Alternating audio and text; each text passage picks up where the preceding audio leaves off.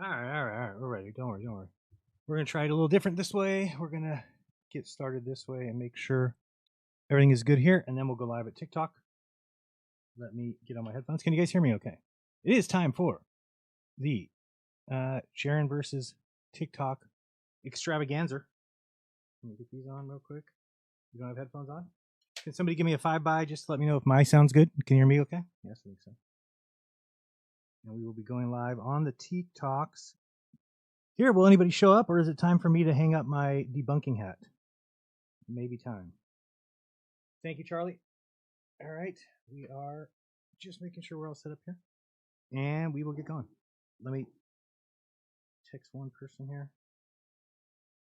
Let's see here. And this person.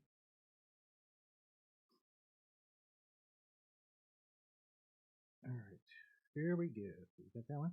All right, we are going to go live on the TikToks. Let's see some other. Sound great, thank you. If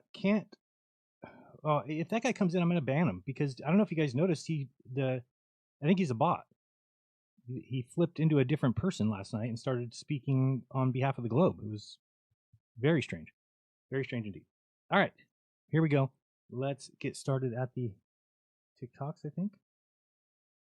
The only problem is I don't think I named a title. Let me go here, go live, see what this thing does.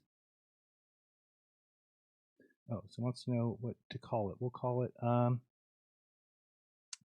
once you go flat.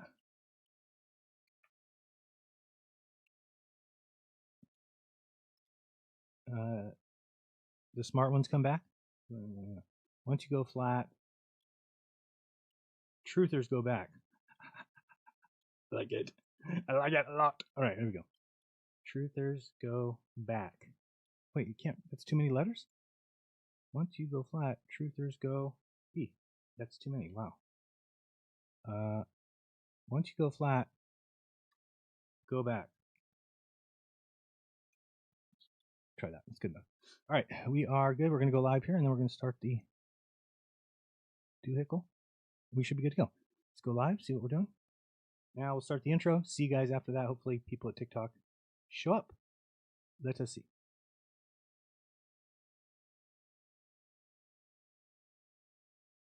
They stink, they smell, and they cannot spell. The kings of the dumpster fire straight out of hell. Reality rejects don't care about truth. They are fearful of facts, they're allergic to proof. TikTok's worse, kids with noses full of snot. Confidence is high, but their IQ's not. Short attention spans, they can't finish a thought. For clip-hunting truthers, truth matters now. They don't want truth, or they wouldn't tell lies. Like you can't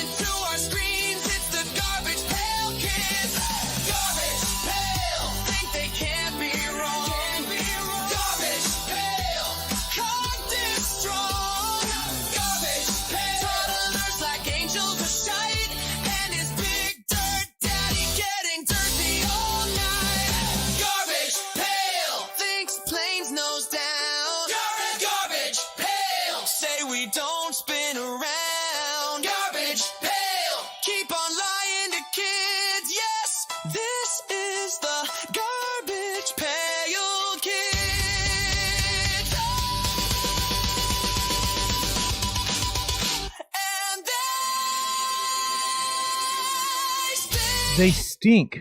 They stink, but they're here. Maybe they're going to show up. Maybe they're not.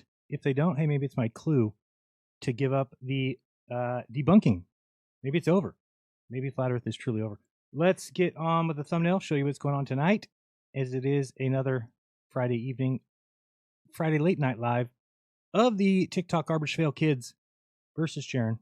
It should be fun. We'll see if any of them come up. We did not have anybody come up on Speak It Up or Back It Up yesterday. So we'll see what is going on. Are they just giving up? Are they throwing in the towel or what? We're going to go over there in a second. We're going to make sure this is all working. Let's put it on the main camera. Make sure we're all good to go there. Yes. Good enough. You can see me okay? Yeah. And then what about TikTok? What do they see? Yeah, good enough. Oh, wait, we got to put something else there. Let's put the, this thing. All right, good. Everything's working fantastic. Hello, everybody. I see Douglas over there. I see Robert Silverman. What do I sound like? I sound like a, remember Romper Room. I see Mary, and I see Joe, and I see Fred. Bitch, you don't see anybody. Knock it off. TikTok brain, not kids. TikTok brain, rot kids. Thank you. I was going to say. Effed up world, Joe Hill. What's going on, my friend? How are you still a Flat Earther? Thought you were sharper than that, but it's okay. It's all right. Takes time. It'll take time. I guess I'm ready for the Super Bowl. If you told me who was playing New England and somebody, that's what I know. All right, so we're going to open up the multi-guest here in a second. If you are a TikTok personnel and you would like to come on up, you can do that. If you are on YouTube, you'd have to go over to TikTok to actually join the show. We do have a menu. Let me show that for the people at YouTube, and then we'll get started over here at TikTok. But let me get the menu up there so you can see if you want to do anything fun. Here's the menu. So we've got a $9.99 or $10 super chat will dump whoever the Flat Earther currently on the call is, and it will sound the dong, which is a great thing. Do we have the dong ready or no? We might not have it ready. Do we have the dong? Yes, it's going to sound like this.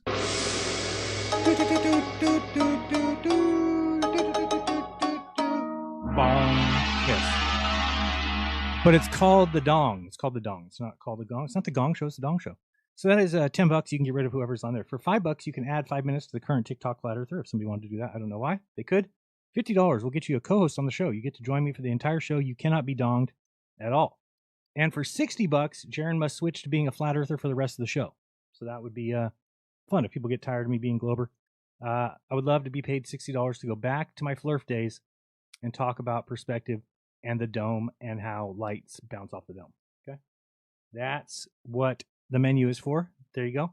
If you'd like to do any of those things, go right ahead and do them. Let me see if I can move that actually to somewhere else, just so it's not blocking. Oh, it's kind of not blocking.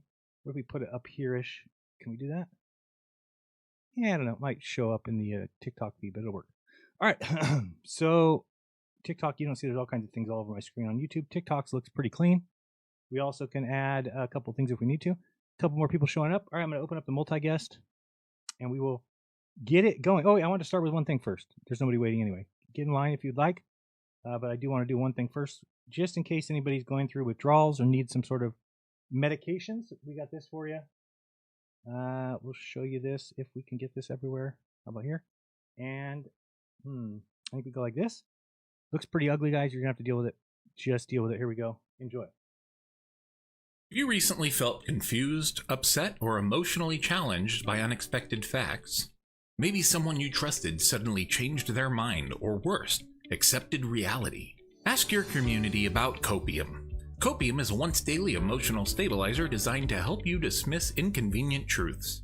Copium works by reducing exposure to accountability, suppressing critical thinking, and reinforcing confirming narratives like, they were paid off, they were threatened, or they were never one of us anyways. With Copium, you can continue believing what internet memes tell you to, even when evidence says otherwise. Copium helps you stay confident, comfortable, and completely unbothered by facts and reality. Do not take Copium if you are allergic to facts. Complex, misplaced confidence, and belief that everyone else is part of a coordinated conspiracy. Ask your community if Copium is right for you. Copium, because admitting you were wrong is hard. Thank you for Have you pointing that out. recently felt confused? Yes, my volume was off again. For some reason, my computer switches the volume to like 17 on the levels when I wanted it around 70. I don't know why it does that. But let me get this off the screen. We can go back to where we were. So get yourself some Copium. I have some coupons if you want 2 for 1 on the Copium. You might need some. if you are struggling, because all I get every day is messages from people that are like, I can't believe you're disgusting. How dare you change your mind? It's like, what? You're not allowed to change your mind? Oh, when did that become a thing? I didn't know that once you say something in life, that's it. No. You said it. You said it. You said you believe in Santa. Yeah, but I was 4. No. We don't change our mind when we have new evidence. We just don't do it. We stick to whatever we believed one time. That's it for life. You got to deal with it. If you believed in Santa at age 4, Santa's real for the rest of your life. It's just the way it goes.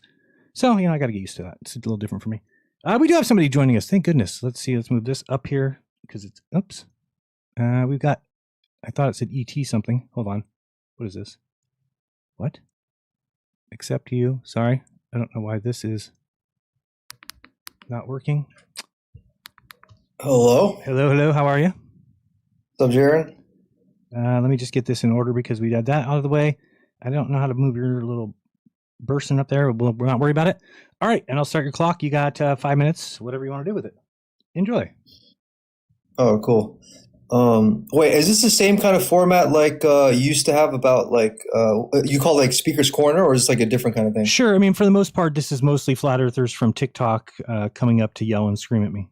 But it's kind of the same idea as Speaker's Corner. Gotcha.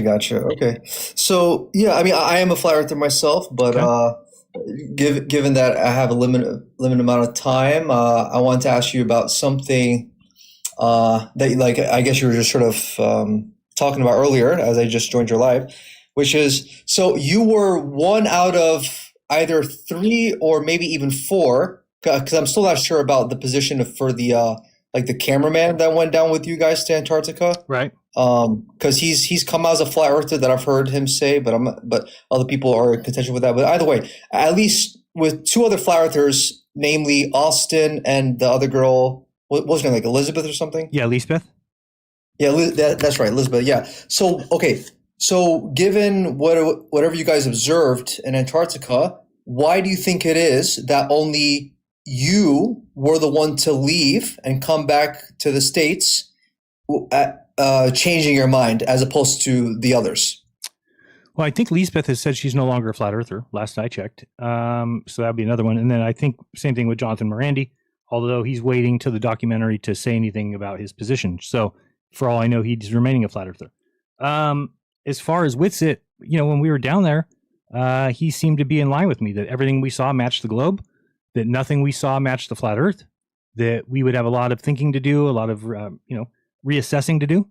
And I just came to the conclusion, because I had been doing it the previous 6 months, I've been trying to work it out, trying to figure out a way that it could be explained. And I'd come to the conclusion that it cannot be explained. So it was easy for me, leaving there, to kind of have the idea already, like, oh boy, what am I going to do now? I don't believe in the flat earth. And so I kind of thought maybe Whitsitt was going to take a couple months to get to that point, but he kind of had other things in his life going on. So I don't know where he's at with that. So as far as why I would be the only one, I think I was the only one that really truly understood what we were seeing and how it cannot be produced on a flat earth. So, because here's the thing, is everybody who was a flat earther 10 years ago, 9 years ago, everybody understood the importance of the 24-hour sun in the south.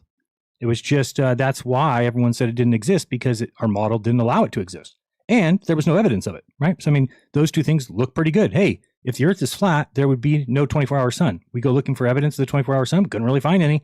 So it was easy to come to the conclusion that, but again, absence of evidence is not evidence of absence. Just because there's not evidence of something doesn't mean that it's not there, right? I mean, we're not in charge of who goes down there, who goes down to the south, who takes a camera, who can do a 24-hour live stream, who can't, or not, a time lapse. Because you have to remember, anybody who goes down there, if you spent $35,000 to go down there, you are going down there to ski, you're going down there to fly to the South Pole, whatever. So you're not staying up 24 hours to watch the freaking sun. So once I was down there and realized that, I'm like, oh, no wonder there's no footage of the 24-hour sun down here. Who would come down? You'd have to go down there for that specific reason, because you're not going to sleep. And then on top of that, also, if you think about it, I think it's 10%. 10% of the population lives in the south, and 90% lives in the north. So we should expect a 9-to-1 ratio of videos of the 24-hour sun south and north, which you always hear people say, oh, there's thousands in the north, but there's only 1 or 2 in the south and they're looped, which is just not true. Anybody who says that, go find 1,000 videos in the north. You can't find that. There maybe is 20, There's 20 in the north and 2 in the south. Well, that's exactly the ratio we should expect. So here's the other thing is that I did put out a $5,000 challenge, and I know I'm talking through your time, so I'll add you a little bit at the end. You're fine. So I did put out a $5,000 challenge yesterday, just telling people that there is an impossibility that happens every day on the earth that is impossible on a flat earth, but is explained perfectly on a globe. And that is the fact that in the north, everybody sees the sun move diagonally left to right when you're watching a sunset or sunrise. And in the south, everybody sees the sunrise or sunset moving right to left. And that is it breaks the law of non-contradiction unless you can change the orientation of one of those people by turning them upside down. If you turn them upside down, all the observations match. If you leave them right side up, it's impossible, can never happen, will never happen. And that's what the $5,000 challenge is meant to wake people up to, is that the flat earth proves itself to be impossible every day. In fact, it's doing it right this second and right this second and right this second, because every sunrise and sunset tells you that the earth cannot be flat. So this is what I want people to just, again, I get it. We were doing this for years and we had all these proofs and we have all these evidences. Great. But if there is something that disqualifies the flat earth outright, then it's over. Unless you can explain it, which again, that's why the challenge is there. Explain it, and then we can move on. That's what I'm kind of lighting a fire under flat earthers' ass, because I've noticed that nobody does anything anymore.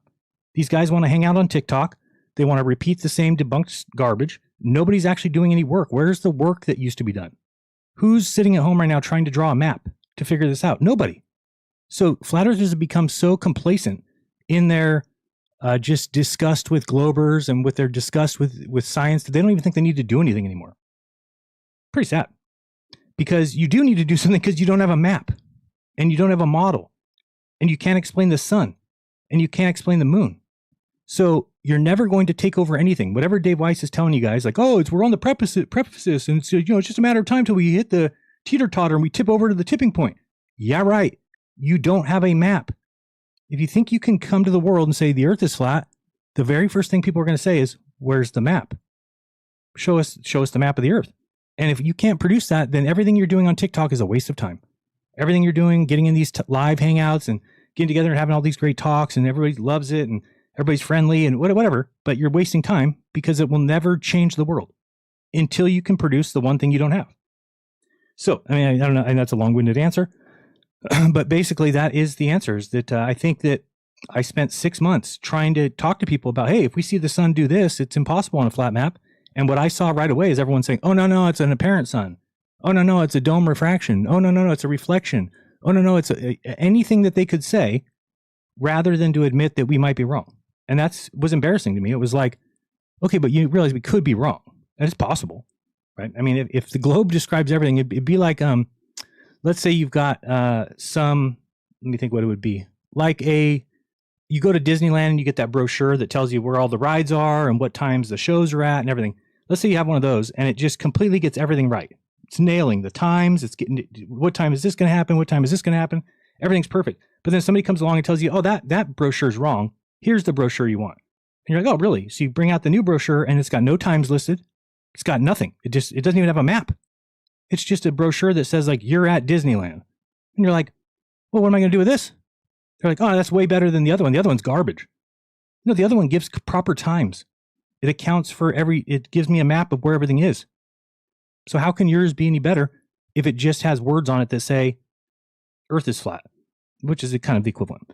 So I no longer think that we're in any kind of power position or that we're in any kind of position to be having debates against globe earthers. Like everybody should have got back from Antarctica and everybody should have gone into their little Zoom rooms and they should have started trying to figure this out. But they didn't. They've just given up. They've just been like, well, Dave Weiss made up a couple lies. Oh, it's a plasma ball in the sky, or it's, this or that. But nobody can explain it, and yet people think that that's how science is done. So you can ask anything else if you want, or comment on that. Yeah. So a lot of things there to address. I was trying to see if I can make note of some of them. But I'll put 3 minutes on your clock. Go ahead. Yeah.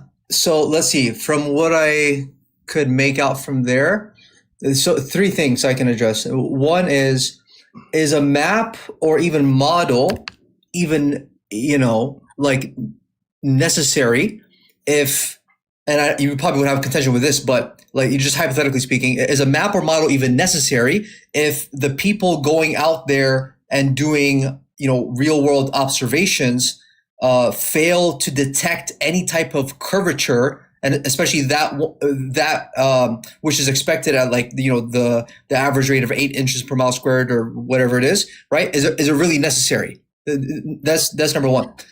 Number two is when you talk about the observation of like the sun setting in the south. I mean, it might be easier to show you on an actual, like typical AE map or whatever flat earthers use.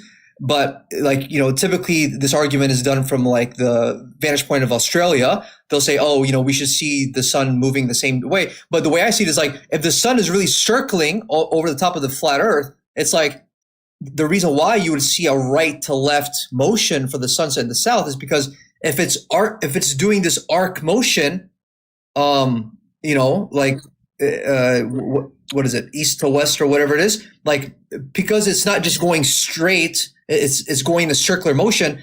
That circular motion is what would make it. Okay, let me describe it a different way real quick. You just see if this makes any sense. So where Punta Arenas is at the tip of South America? Yeah. Okay, so just picture that person is looking west, okay? And now put somebody, say, at the coast of California, also looking west. Okay, so those two people looking in the same direction? They're both looking west, correct? They're looking at the sunset. Person in South America is looking west at the sunset. Person in California is looking west at the sunset. So the person in the south sees the sun going to the left, and the person in the north sees the sun going to the right. I don't know how to explain this any clearer to people, that is an impossibility. What I want you to do is take your friend or your family member and stand in your house and look at the same wall. So you're both looking at the same wall, looking in the same direction. Now take a laser pointer or something and move it around on the wall. And tell me if there's any way that you can make that laser pointer do the opposite thing for the person standing next to you looking at the same wall. And you should laugh at that and go, oh, of course that's not possible. That breaks the law of non-contradiction. How could something, if I'm looking at the wall and I see it going right to left, and you're looking at the wall, you have to see it going right to left. You're in the same frame of reference, you're in the same orientation, and you're looking in the same direction. There's no difference between you and the other guy. So the globe Earth gets away with this because they just say, oh, flip one of the people upside down, and then boom, everything works. Everything's answered. On the flat Earth, there is no answer other than what you just said, which doesn't even make sense because you're saying there's some sort of arc that would cause it to go left. Now, people have asked me before, Jaron, how did you not know this 7 years ago? And I did, but here's the problem, is when people would say the sun would set right to left in the south or set south of west, I said, well, it must just be an observed thing. It can't be the real sun, because if it was the real sun, then we would see a 24-hour sun in the south. Since we don't see a 24-hour sun in the south, it means that the sun's not really going in the way it's going. That's how I would just explain it away, and I moved on. But the problem is now when you go down there and you see it, and I was in Antarctica and I was in South America and I saw that it's the same sun. So the sun that before I thought just looked to be going left is actually going left. And then it circled my head for 4 days. So there is no more question now and then we also tested whether it was the same sun that they saw in the north, and it was, except for it was the sunspots were upside down. Imagine that. So it is no more a question. The Earth is a sphere. The north matches the south exactly, meaning at 30 degrees north, it's the opposite of 30 degrees south. 6 months later, it's perfect. The sun does exactly what the globe model calls for. The two people seeing the sun go in different directions from different hemispheres is exactly what the globe model geometry predicts. There is no more question. So you can throw at me all the hundreds of proofs that you think flat Earth proved before, and I'll be able to now explain them from a globe Earth perspective. Because now that we know that the Earth is symmetrical, as above, so below, there's no more options of the Earth being flat. Okay.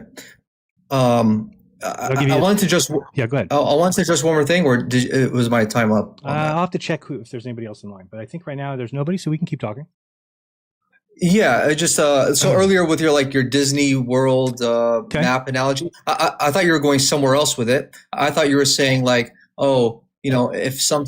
if something was getting everything right, but there was one thing that was contradictory or incompatible with whatever, or it didn't explain some phenomena, then you'd have to that one thing that was incompatible, you have to throw out the entire in the entire brochure or whatever, right? That's where I thought you were going. No. And so in response to that, in the same way that you think a 24-hour sun in Antarctica would like debunk any sort of flat Earth model or like other flat Earth proofs. It's like I kind of feel the same way about how, and I know you've like heard this over and over again to the point of like just oblivion at this point, but to me, I feel like the way in which bodies of water are observed on the Earth, or I mean, anywhere for that matter, and given the fact that Earth is primarily on the surface, majority covered by water, it's like that to me sort of debunks the globe, because I don't see how water in its fluid state and being in that liquid matter has the ability to like curve in this like definite shape like a globe, for example. Okay, so let me try to explain that, and you tell me if this helps you at all, because I think that it might. And again, I'm just trying to plant seeds in people's minds so that they understand this a little bit better. So we can reduce the 8 inches per mile squared, and we can go backwards on it. We can get to the number of an eighth mile is an eighth inch of curve. Okay, I could go through the process with you. I've done it before. People know it's correct. So for every eighth mile, which is 660 feet, there's an eighth inch of curve, which is, I've been saying it's a nickel lying down. It's about a nickel and a half. It's less than 2 nickels lying on their stomach. Okay, so here's what I want you to realize. Do you know how far 660 feet is? Can you picture it? It's 2 football fields. Okay, so 2 NFL football fields with basically one of their end zones and one of them not having an end zone, but it's basically 2 football fields. Let's just think of it that way, okay? That's pretty far, right? 2 football fields is a good distance. I mean, and there's only an eighth inch of curve, which is, imagine, 2 nickels on their stomach. Okay, so that is the curvature of the Earth at all, meaning that if we then move to the end of that 2 football fields and we do it again, it would be the same thing.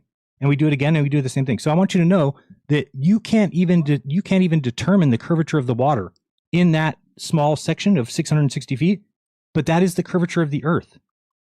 So you should not expect to see water curve. If water curved, that would break the idea of gravity. Now, if you're talking about zooming out from the Earth and seeing the whole Earth as a sphere, then yes, that the Earth is a sphere. Now, you might say, well, Jaron, doesn't that mean the water's curving? I just told you the water curves 2 nickels lying down for every 660 feet. That is the most, you can't measure that. We don't have the equipment on Earth. We don't have the ability to measure an eighth inch of deviation over 660 feet. We just don't. So people are very confused. I think I agree. I would put myself in this camp that we start thinking, we say, oh, a cup of water is flat, and a pool is flat, and a Olympic swimming pool is flat, and a lake is flat. Right. So we go from there. But yes, those things are all level. They're the same as we described right now. For every 660 feet, there's an eighth inch of curve. So you're never going to see that in water in a glass. You're not going to see it in a bathtub. You're not going to see it in a swimming pool. You're not going to see it in a lake, unless the lake is bigger than the 660 feet, which in that case, it's still only curving an eighth inch of curve in that next 660 feet. So I think that this is a scale problem that people can't grasp, that if you can't see an eighth inch of curve over 660 feet, then you shouldn't expect to see the Earth water curving ever. The only way you would ever see it is if you backed up far enough that the collection of all those put together creates a curved surface, which it does. But again, which part of water is curving? Now, because I get confused on this one too, like water curves in a waterfall, right? How about when you take a shower? Does water curve around your shoulder and down your sweet 6-pack abs? Is that what it does? Yeah, it curves, right? So water does curve. It's actually the most bendable substance that there is. So people are like confused by saying water doesn't curve and water finds its level. It's like, well, okay, I see what you're saying. Water finds its level, but it's finding its lowest potential energy. So on the Earth, people want to see like a hump of water. Well, that doesn't work. The water is going to have to go somewhere. It's going to have to move to the right or left. It's going to spill. So that's the curvature I think people want to see, is something that would break gravity. The curvature that we actually see is that the Earth is so big and it's pulling the water in every direction to the center that we have to back super far away to see that curve. Yeah, I mean, to be fair, it's that's why I specified a body of water, right, as opposed to something like moving water out of your shower faucet or a waterfall. That's why you brought up things like a lake or a swimming pool and things like that, because those are actually considered bodies of water, and that's what happens to compose the surface of Earth. But I mean, here's the thing, Jaron. Yeah. Like, okay, besides like just appealing to the the limited perspective of our human observation for how water behaves, and especially at the surface, right? Because really, when we're talking about the shape of the earth and we're discussing water, that's dealing with how this water is observed at the surface, right? I mean, when you look at the image of a globe, it's showing you what the water is, how the water is represented at the surface, right? So when it comes to that, it's like no, hold on. The way I see it is. Let's make sure we're on the same page. What do you mean by that? I didn't understand what you meant. You said like when you see the image of a globe, right? Like the Earth being in the spherical shape, any part of that globe where water is supposed to be represented, it's only dealing with the surface of it. It's not dealing with like what's underneath, right? Correct. Yeah. So that's all I was trying to clarify there. So, okay.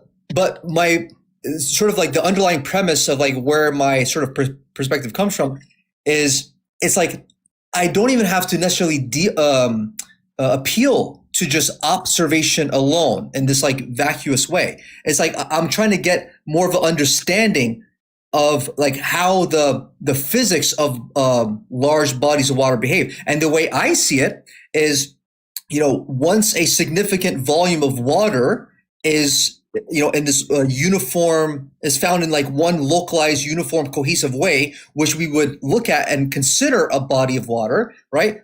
It exists that way because it's contained, number one. But the point I was trying to make earlier is the reason why I believe it can only be, sort of make this even, horizontal, level, flat surface at the top is for this reason. And that reason being is because the water, due to its, the fluidity of its liquid state, mm-hmm. it evenly distributes itself along the entire circumference or span of that basin. And due to that even distribution, the water, it is then reflected onto the surface in a congruent manner, which is ultimately observed to be flat level. That's the reason why I think water can't curve at such a rate like the globe claims to be. Let me show you this. So if you're looking at my screen here on TikTok, and I think it's on YouTube as well. Let me make sure before I say that and everybody gets mad. Is it on YouTube? It's a little bit. Let me move this up here a little bit.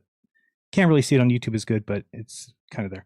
All right. So if we're looking at this here, I want you to see that this over here is a sphere. Okay. So notice the black line curving around. All the way around, it's a circle, right? And this circle mm-hmm. is to exact scale of the Earth. So it's 510, 920 or something. Oh, let me go up and see what it is. So it's in feet. Okay, so if we go up here, we'll see that the radius of Earth is, come on. I just want to show you this. Okay, so if we get up here, now, here's what I want you to realize, is because this is a circle, do you realize that by me zooming into the top here, that we could actually zoom into anywhere on the circle? Do you understand? Right. Sure. Okay. Right. So it doesn't matter where we're at on the circle. We're just zooming in at the top right now, but we could zoom into the 10 o'clock position, 6 o'clock, 4 o'clock, wherever. It's all the same. So as we get it down in here, I want you to see we're zooming in, we're zooming all the way in here. There's the Burj Khalifa, but we're going to keep going. Okay. I want you to see this little body of water right here. Okay. There's a man. He's 6 foot tall. And if you want to check that, we'll go over here and we'll see that he is, that's funny. You'll see. So this is 20,903,520 to 22, 24, 26. So there's 6 feet. He's 6 feet tall. Okay. So this first thing in blue here is a spa. Okay. It's just a spa, mm-hmm. like people sit in a hot tub. Now, we could not tell that this water is not flat because we're not big enough to make that determination. It's too small of a water. Remember, I said 660 feet is only 1/8 of an inch. Now, this next to it is an Olympic-sized swimming pool.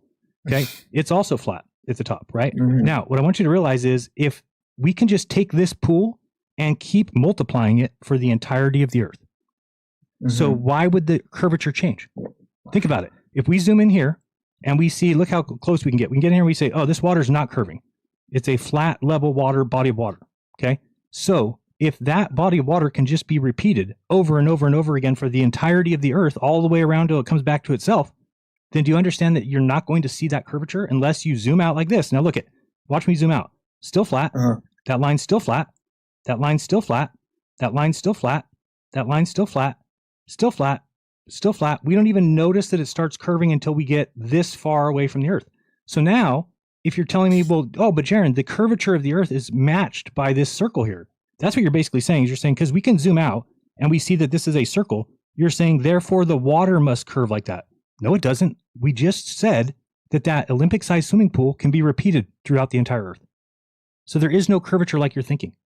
It's because you can't understand scale. Wait, but Jared, real quick, and I appreciate you showing me this this diagram here. I am a visual learner, so it helps to kind of see like this. But if is it not the case that if you were to copy and paste that Olympic-sized pool that you were referring to earlier, like an exact carbon copy of that copy and paste on the same plane, would it not follow? Would it not continue to follow that green line? And not actually follow the curvature of the black line at some point. Well, this is what I asked you at this, but this is what I asked you at the beginning. Do you understand that just because we zoomed into this part of the Earth, that we could zoom into any part of the circle and it's the same? So now what you're asking me to do is you're saying, oh, move this body of water, but keep it oriented with where it started. No, we don't do that.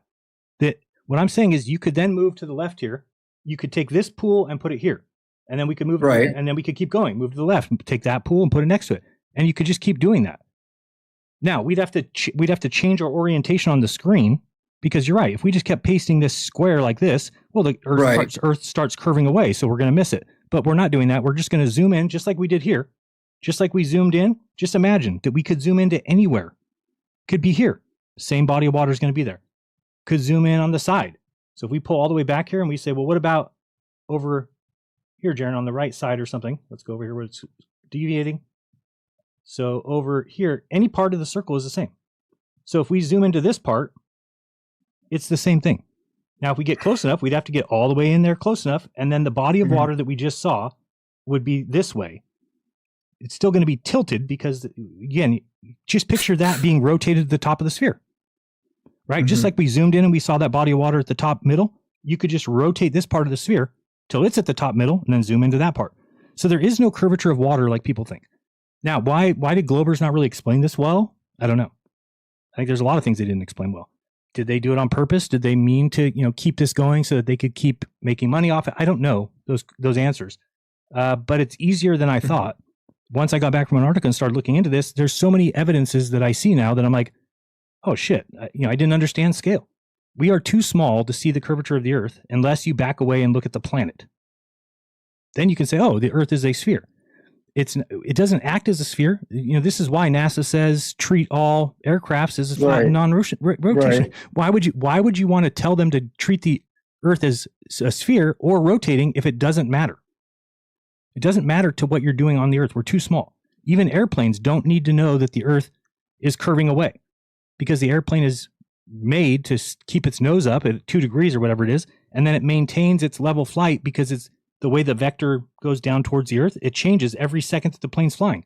So it just automatically adjusts. What would it be? An 1/8 inch every 660 feet. That's all the Earth curves. So I think that the problem is we started saying things like, oh, over the course of an hour, a plane would need to curve this much to, but the plane is doing it constantly. Just like you could say, Jaren, isn't it an 1/8 inch? I'm sorry, 1/8 inch of curve times a mile squared. How were you able just to say it's an eighth of a mile? Sorry, an 1/8 of an inch for every 1/8 mile, is because it's the same thing. It's the same thing. It's just we're doing one constantly, whereas the other one we're doing it only every mile. Now we're doing it every 1/8 mile. Same thing with a plane. A plane does it every second. So anyway, I'm gonna let you go because we have now I lied. That person dropped off. Oh no, you're good. I mean, no, I was just gonna see if there's nowhere else, but if there's nobody else, we can keep talking. I think that maybe I'm not trying to change your mind tonight either, because I don't think that that's even possible. What I think that I've done a good job at, and by the way, I've had a couple people come to me this week and say, "Hey, I'm no longer a flat earther. I was, and I no longer am." And they really had a lot of thanks to me, and to a lot of thank you for hanging in there and not succumbing to pressure. So I do realize that what I'm saying is getting through to some people, and that's important to me, because it's it sucks to be somebody that led people into this path or showed people down this road, and then to realize you're wrong. I mean, the only thing I can wish is I wish people trusted me the same way they did before, right? Because before it was like, oh, the Earth's flat, this and that, and then everyone's like, oh, we agree, and yeah, the Earth's flat. So then when I say, oops, we were wrong, the Earth's not flat, you want the people to say, oh shit, we were wrong, it's not flat. But instead they say, you are a sellout, you're a piece of shit, you are a terrible human and a Satanist, which is weird, because it's like, well, I said we were going to find the shape of the Earth, and guess what? We found it. Let's move on now. We got it.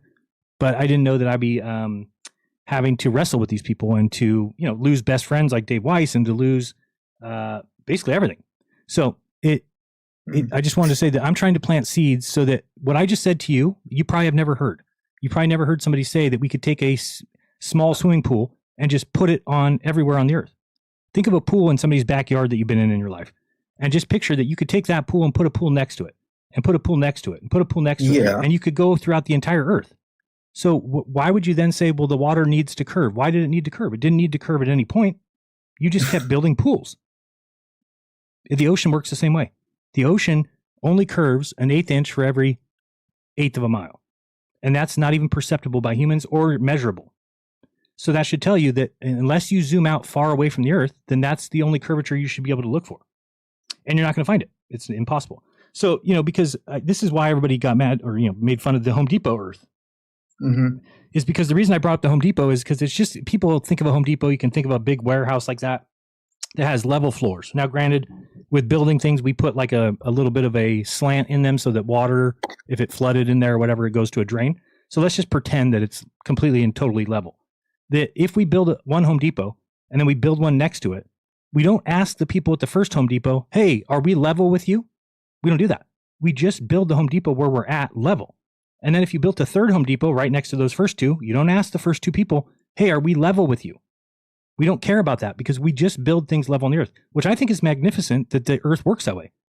You can treat the earth as if it's flat. Pretty much in every instance, building a canal, building a bridge, building a building, building a mall, building a home, building anything. Because here's another reason why that's true. We don't have any piece of steel. Let's say we had a piece of steel that was 660 feet long. Well, the gravity of the earth would bend that steel the 1/8 inch it needs to curve with the earth. Think about it. We don't have anything like that, by the way. But that's the only way you would ever need to know the curve in your calculations is if you were building something that had a 660 feet piece of something, which doesn't exist. So there's no reason to take the curvature of the earth into account even when you're building anything. Even when, this is why when I first started hearing people talk about railroads, and that was one of my proofs early on, my first year as a flat earther, I said, hey, no, these railroad engineers say they don't take the curvature of the earth into account. And everybody, rah, that must mean the earth's flat. No, it means that the earth is so flat where you're at that you could just lay railroad tracks. I don't know how long railroad tracks are. They say they're 50 feet. You put a 50-foot track down, then you put the next one, then you put the next one. You would never need to worry about the curvature of the earth. It's only curving an 1/8 inch for every 660 feet. So, I'm planting these seeds because I think that as you start to look at things and hear things, you're going to start to see some of these things make more sense in that it's all a scale issue. Here's the other thing I want people to realize. We cannot fathom. When I say we cannot, I mean everybody. There's not a scientist or some astrophysicist or anything that can fathom the size of the earth. It's not possible because we don't deal with it at all. And everything that we've ever seen that's a sphere, a basketball, a baseball, a golf ball, yoga ball, a beach ball, whatever it is, are small. And even when we look at a computer program of all the planets and we're watching all the planets on a documentary, they're small. So we can't even grasp the idea that the earth that we're on is beyond enormous. Beyond enormous. Think about how long it takes to fly New York to California. That's 5.5 hours going 550 miles per hour. And it takes that long to get that little tiny section on the globe. It takes us 5.5 hours going 550 miles per hour, and we barely traverse one side of the United States to the other. So the globe itself is enormous. It's just too big for us to even fathom. And so you have to kind of accept that and go, oh, if it's so big, then what are we looking for curve for? You're not going to see it. You're just not going to see it. And again, the fact that we see too far has allowed flat earthers to come out and say, oh, well, this means that, well, yeah, we see 10% too far because we're looking through an atmosphere. And if you want to hold the earth to the rigidness of geometry, just realize that geometry is pen and paper. Reality has an atmosphere and has optics. So yeah, if you do the math on it, you're going to say, oh, you can only see this far on a globe earth. But when you go out in the real world, you can see about 10% further. Why is that? Because we're looking through atmosphere, which magnifies and kind of allows things that are behind the curve to be seen from far away. So it's just, it sucks because it seems so simple now, but, I get it. I get that there's a lot of evidence that the earth's flat, but it's mostly evidence that can be explained away easily, like the ground below our feet is flat. Well, guess what? What I just told you about 660 feet is exactly that. It means that the ground below our feet is flat. Yeah, but the earth measures flat. Well, guess what? I just told you in 660 feet, the earth measures flat. You're right. Oh, but we see too far. Yes, we do. We see too far because we live in an atmosphere. So all the things that we thought were globe crushers and that were flat Earth proofs have turned out to be just globe evidence described in a different way. That's okay. I'm glad you said that, because I was going to ask you about, in hindsight now, given your position as a glober, like what do you think about, all the arguments you were making in the past as a flat earther? But you'd have to give me that question. Well, you'd have to give me one specifically. So if you give me one specifically, I'll tell you exactly how I feel about it now. I mean, I can't really answer that blanket statement, or I can't say, I feel this way about because each evidence is different. So the ones that I just told you have globe explanations, right? As far as like flying through space at crazy speeds or spinning at crazy speeds, finding out that the Earth is moving so slow was shocking to me. But again, this is because we want to think on a human scale. So on a human scale, when you're talking about something moving extremely fast, usually we're talking about on the ground, and you're moving in relation to the ground. So right, this is why cars don't go 600 miles per hour, because they would break apart in the heavy atmosphere at the ground level. And it has to be moving on the ground. So it's going to be creating friction with the tires or whatever's moving that speed against the ground. So now when we get up in an airplane, now we can describe it a little differently. We can say, now we can go 600 miles per hour. We can go 700. We can go 1,000. We can go, I don't know how fast the fastest plane goes, probably 2,000. So, but you can see that because now we're not next to the ground.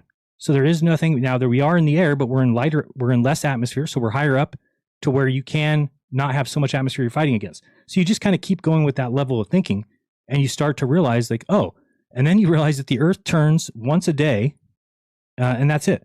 So I'll show you this here. I mean, like, this is literally, right now, this is how fast the Earth spins. No, it's funny, but it's not. The Earth is so big, we cannot fathom the fact that it turns once a day. Once a day. So right now that you're looking at, this is the speed. So tell me, if there were people that existed on this little globe right here, would they fly off the Earth? Fly. I mean, I understand the analogy you're trying to make, but it's not an analogy. It's not an analogy. Let's pretend that we're in space looking at this as the Earth. Would you think that those people in South America would fly off the Earth? If it's not moving at all and they're held down by gravity, no, hold on. It's not that it's not moving. This is moving 1,000 miles per hour.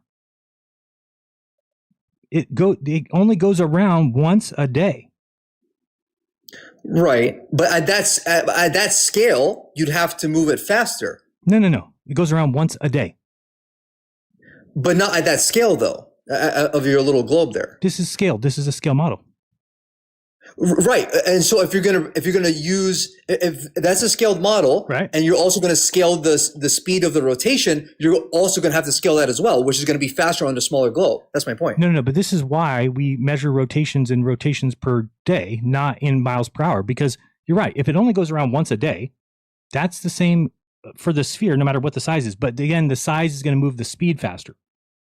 But think about that. It's once a day because the globe has a circumference of nearly 25,000 miles, right? So it has to, 1,000 miles per hour is what covers that distance. So, but on that globe there, okay, but when we describe that, but when we describe speed, it's usually against something, relative to something, right? So if you're moving 1,000 miles per hour on the ground, you're moving relative to the ground, you're going to see the ground go flying by you and you're moving the other direction. Okay. But on the Earth, everything that's there, the atmosphere, the Earth and everything is moving 1,000 miles per hour, but not really in reference to anything.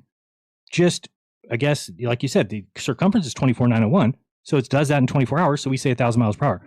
But let me describe it this way. If you and I got in a rocket ship right now and we went up to space and we turned around and looked at the Earth, do you realize that what we would see would be this? We would just see the Earth sitting there, even though it's spinning once a day.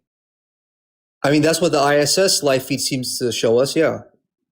Okay, so then, well, the ISS, the motion that you see of the Earth on the ISS is actually from the ISS. You can't even see the Earth spinning because the ISS is moving so much more faster than it. Think about it, the ISS is going 17 times faster than the Earth. It's spinning. But if you're being honest, at least from some sense, I mean, despite the speed that the ISS is, allegedly going at 17,500 500 miles per hour. Whenever we see the feeds, like and especially like the astronaut walks that they do, like we don't get the sense of that kind of like high rate of speed at all, right? We just don't. It looks like they're moving very slow. Yeah, but I mean, that's just because of how far they are away from the Earth. I mean, if you go driving your car 60 miles per hour right now and you're looking at the trees right outside the car, they're going to be flying by you. But what if you look at the mountains far away? Do the mountains fly by you? No, they move much, much, much slower. In fact, they're going to look like they're not moving, even though you're moving 60 miles per hour. It's the same thing. It's just we're talking about scale. We're talking about distance. We're talking about, and I think we just get locked into this mindset of 1,000 miles per hour. That's crazy speed. I know how fast 50 miles per hour is in a car. 1,000 is ridiculous. Yeah, but we're not thinking of the scale of the Earth again. And we need to think about that and say that nobody would fly off the Earth. The Earth is moving so slow, nobody would fly off of it. That doesn't even make sense. It's not spinning like that. It's spinning once a day. So once you kind of look at things like that, then all of a sudden you start looking at the scale things and everything just kind of starts to jive. And you're like, oh, even the speed around the sun. There's other things. Dave Weiss used to always say, oh, well, there's constant acceleration because we're moving in a circle. And I used to agree with him. I'm like, okay, so we should feel this change in speed while we're traveling around the sun on the Earth. Well, just the other day, somebody was asking about it. So I did the math on it. And it's basically, we move from 65,000 miles per hour about to 67,000 miles per hour about throughout the year, meaning that in 6 months, we changed speed from 65,000 to 67,000. So you can look at that like, imagine that instead of 67,000, we're talking about 67 miles per hour. So if we were in a car and we started out going 65 miles per hour, and after 6 months we were going 67, would you have noticed that you changed speed in that car? No. It's the exact same thing. Is that analogous, the difference between 2 miles and 2,000? Yep. Yeah, because How so? What do you mean? The difference between, you look at the percentages. What's the percentage difference between 67,000 and 65,000 is the exact same as 67 and 65. There's no difference. It's a scale of 1,000. So that's what people need to recognize. And so here's the other thing, is that just like I showed you right now when we zoomed into the Earth, right? So when we zoomed in here and we said, go back over here. So when we zoomed in and showed that there was no curve on that curved Earth, the same thing is true for the orbit around the sun. Okay, so we're not curving around the sun unless you zoom out and look at the orbit of the Earth and you say, oh, here's the orbit, the sun's in the middle and the Earth goes around it, but it goes around once a year. And if you zoom in, if we say, well, where's the Earth today? And we zoom in, we zoom in, we zoom in, and we find the Earth in its path around the sun, guess what? It's going to be traveling in a straight line. Right? We would get in here and we would see the Earth traveling here on a very, very straight line. You'd say, oh, but it's curving. No, it's not. It's in a straight line. Your scale is off. You're thinking it's curving because you're thinking of it by backing away from it and saying the Earth goes in a circle around the sun. Yeah, but it takes a year. So you're not going to feel, there's no change in speed that is going to be noticeable, because that's what we don't notice speed. We notice velocity, right? And changes, accelerations. If you're just going a constant speed, there's no way to know that. Now, again, if you're in a car and you're on the road, well, yeah, you can tell that your car is moving, not the road's moving. That's a little bit different because you're connected to that Earth and you're moving on it. But I'm saying on this particular, if you're flying through space, how would you know that? Right? You're just going to zoom in. The Earth's going to be moving around the sun and it's going to be straight at all times. When is it curving? It's the same thing as the water. Just like we don't see the water curve, you don't see the Earth curve when it's in its orbit around the sun. So it's just a new way of looking at things. And as I started to see things this way, I realized that that's how everybody who's on the globe side already sees it. So the problem is like we have a disconnect as flat earthers that we were not able to see exactly what they were saying. Now, I think there's a reason for that. I think the reason is that when you start to believe something, your brain does do a job where it actually tries to protect you from having to learn something new or trying to have to learn that you were wrong. So when people say things against us, we just dismiss it in a way that's like even hard to explain. Our brain almost doesn't allow us to hear it. And I know this is true because I went back and watched some stuff. Like I watched the Duffy debate against Austin Whitsitt, which is when I first met Duffy. That was January of 24. And in watching that debate, I was the moderator. I was the moderator of the debate. And in watching it a second time, I saw Duffy say 3 or 4 things that I never heard before. He said 3 or 4 things in that debate that I was like, oh, those are great globe proofs. But when I sat there as a moderator, as a flat earther, I didn't hear them. So what is the explanation for that? The only explanation I could think of is that my brain was actively trying to protect me from figuring out it was wrong. As weird as that sounds. That's the whole idea of cognitive dissonance, right? I think so. I mean, it's just kind of scary, because once you realize, and then think about it, I mean, you know, people on that side like me, people want me to go to conferences, people want me to come on their show, people want to be my friend.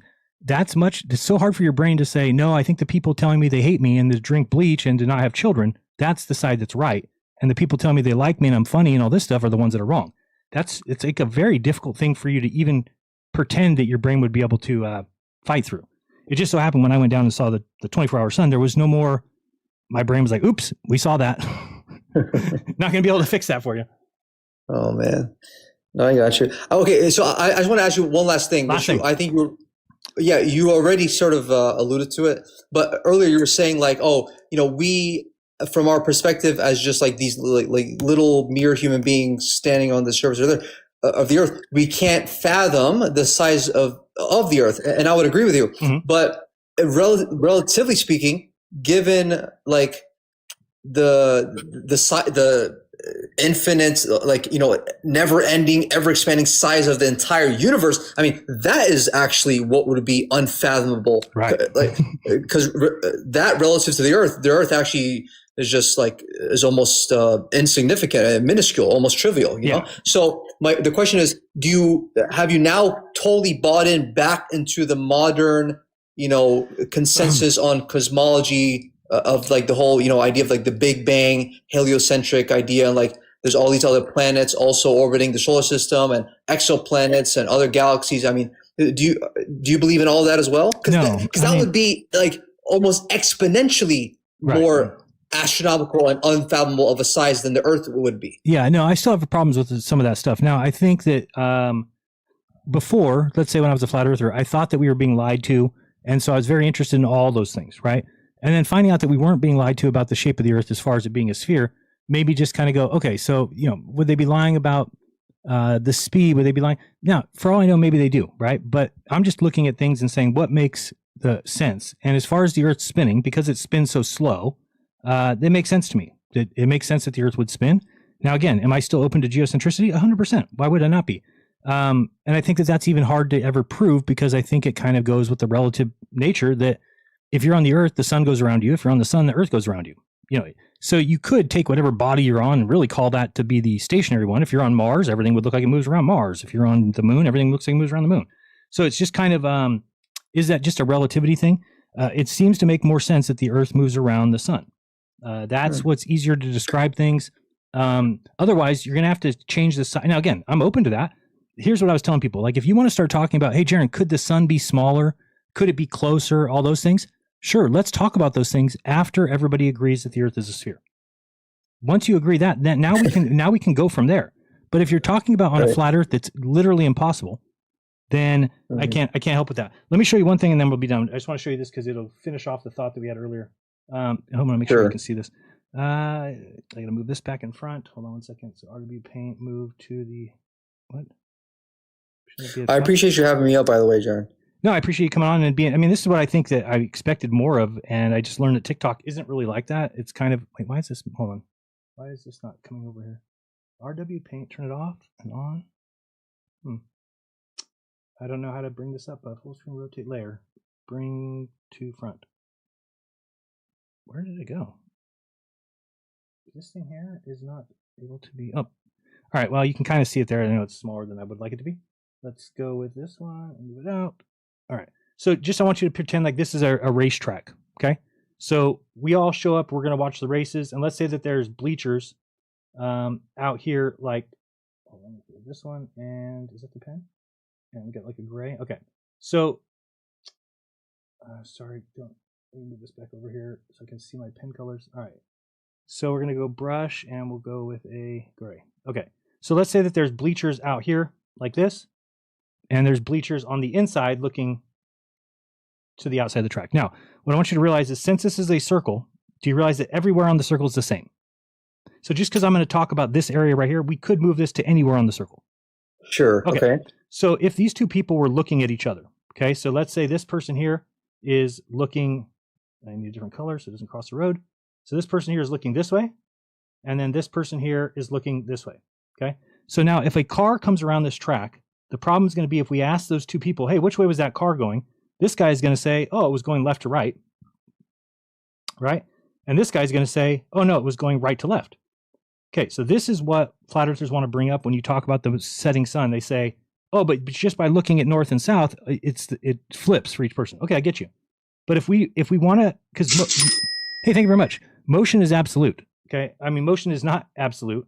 It requires orientation. It requires a lot of things. So if we want people to see the same thing, they have to be in the same frame of reference. Meaning, if this guy now turns to face the way that the car's going, so he turns to his right, and this guy now turns to his left, and the car's going by, well, now we've got something that is congruent. We now know the real direction of the car travel because this guy is, you can pretend that they're in the car. It's the same. So when this car goes around the track and starts heading this way, it doesn't matter that these people are on different sides of the track. This person's going to see it go left to right, and this person's going to see it go left to right. Okay, plain and simple. That's because they're both facing in the same direction that the car is going. Now, on the Earth, I want you to realize that the sun, we're just going to now realize that the sun does that. Sun's going around this track, okay? Every day it has to. Now, when it does, if people are standing watching the sunset, this person's in the south, this person's in the north, they're both watching the same sunset. They're both looking west where the sun is setting. Guess what? This person sees it go left to right, and the people in the south see the sun go that way. End of story. That is impossible on any flat map. That's why I made a $5,000 challenge. You'll never be able to explain that because this right here is called a paradox. You cannot have two people looking in the same direction at the same item going in one direction and both see it go in opposite directions. But you know what the globe does? They flip this guy upside down. If this guy's upside down, then guess what? This person would see it go to the right and this person would see it go to the left. It's what is predicted by the globe. And that's what we see every single day. So right now the sun is setting for somebody in the south and it's setting right to left, like this when they're looking west. And for somebody in the north, they're watching it go left to right. When I was in Punta Arenas watching the sunset right to left, the people in the North America were watching the same exact sun go left to right. The Earth is a sphere. I get you, man. I get you. Oh, and yeah, thanks for showing me that. Yep. All right, I'll let you go. I'm going to see if anybody else wants to come up. All right, thanks, man. Appreciate Have a good one. Let's go back to the multi-guest. You can jump on if you want. Sorry that was so long, but hey, that was at least a pleasant conversation. That wasn't any yelling and screaming and you're cooked. Oh, you're done. Oh, by the way, did the NBA Jam guy, you're here right today. How are you? I don't even know if you are. Super! Oh, how good. could I not be? Great. Another episode with those loudmouth, snot-nosed, attention span deficit disorder kids who just yell over each other. Man. You're emotional. No, you're more emotional than me. Right. Oh, he's cooked. He crashed out. Right. Clip that. Right. I need more dopamine hits. Clip that. Thanks for playing. Welcome to Flat Earth. Excuse me. Garbage pail kids, you don't have a map. You have no model and no map. And Grandpa Sov needs a nap. Shut the blinds. Turn the crucifix around. Wanksoid is gonna have a fap. Angels of Shite sits quiet in Dave's lap, while Dave continues to push his debunked app. I'm tired of this crap. It's time to accept the globe. Would you like it gift wrapped? But, boom shakalaka. Nice to see you, Jaren. Happy to be here. Wow, that was quite the intro there. I didn't expect that. We've got Accolades TV. Welcome to the show. I'm going to turn on your clock, and you can go ahead when you want. Actually, hey, Jaren, nice to meet you. Thanks for having me. No problem. Yeah, I had did a video, and I'm all about, of course, truth. And I had did a video where you're like the star of it, of course, and it's in like great respect actually. But if I don't know if you could play it on your live. And show it to the because it just like talks about everything straight, honest. Can you explain it? Yeah, it's like if you press my account, it's the first video that you'll probably see on there. I know you have multiple devices. That's pretty good for your setup. How do I spell it? So ACC. Yeah, ACC. Yeah. Spell the whole thing.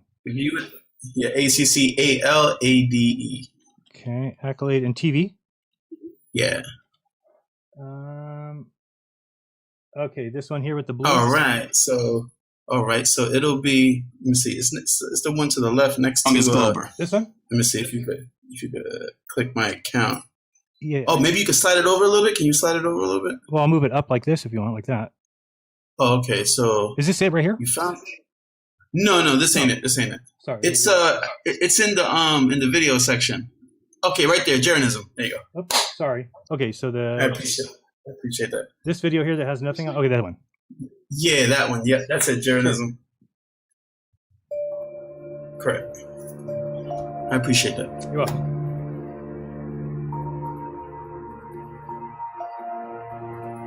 Correct. Wait, it's 13 minutes? It kind of is. Can you just describe it? Can you just tell us what we're watching? What is Actually, if you want That's to what he go asked, towards, right. Anyway, if the you one want with to, it's you bringing out your points. Okay. That I agree with. I agree with like all your points. So if you want to like fast forward a little bit, it's your point. It's your point. It's your point, and you're basically describing your observations. Okay. At Union Glacier, and if you go to like maybe the middle, it kind of like explains. Do you want me to both of our results? Yeah. Do you want me to watch it and then maybe next week start out by covering it? Yeah. Okay. Yeah. Just saying. I mean, I could watch the whole thing and then respond to it if you want, but I don't know if we want to do that during the show. But you tell me where to go. That's a good one right there, Jaren's observation. Do you have audio on there? Yeah, I think people can hear it. You might not be able to. Okay, so this is the main part right here. Okay. East to west rotation. Yeah. Correct. Jaren stated that the sun rotates from east to west, as shown below. I like that. Okay, but you know the sun comes around here and then does a circle around these people's heads this way, right? I know. Okay. I know. I got you correctly on the video perfectly. I think you would agree with everything that you're saying, and that Thank you. And so far I don't see the contention yet, because if you have I know. Okay. Yeah.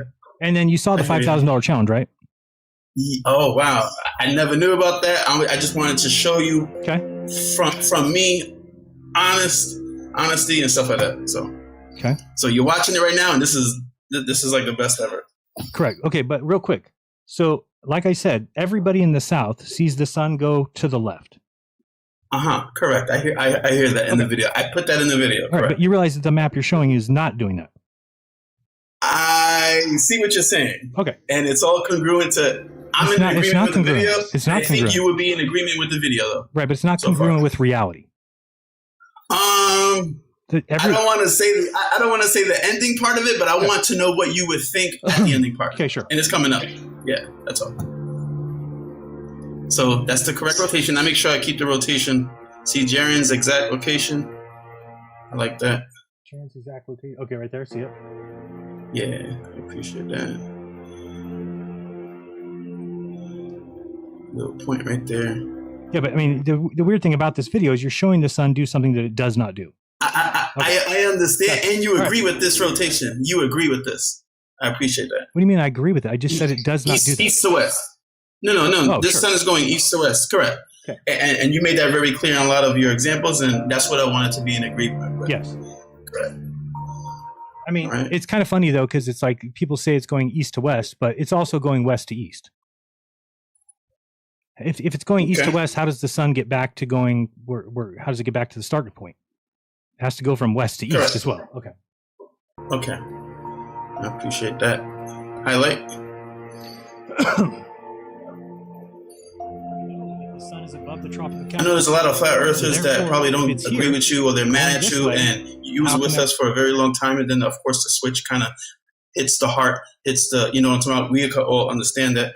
In this video, I kind of wanted to show, not necessarily flat earthers trying to get you back, but I wanted to show that the flat earth model fighting for you, not necessarily like, of course the people, because you have a lot of backlash, but the model itself, if it's truly flat, it should make sense in all aspects. 100%. Yeah. Everybody so look, you got your backup right here. Everyone in the world sees it going. See? That's why I like to highlight your strong talk points the other way. Wait, just like you said. So you're quoting me saying that?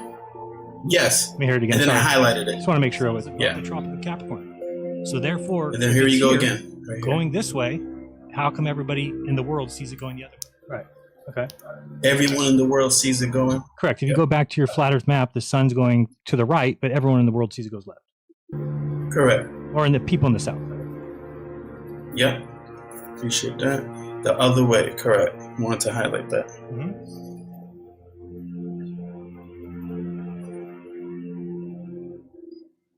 The circle on the left side of the map is Jaren's personal and unique vantage point. Let's all witness what Jaren is supposed to see in actual reality.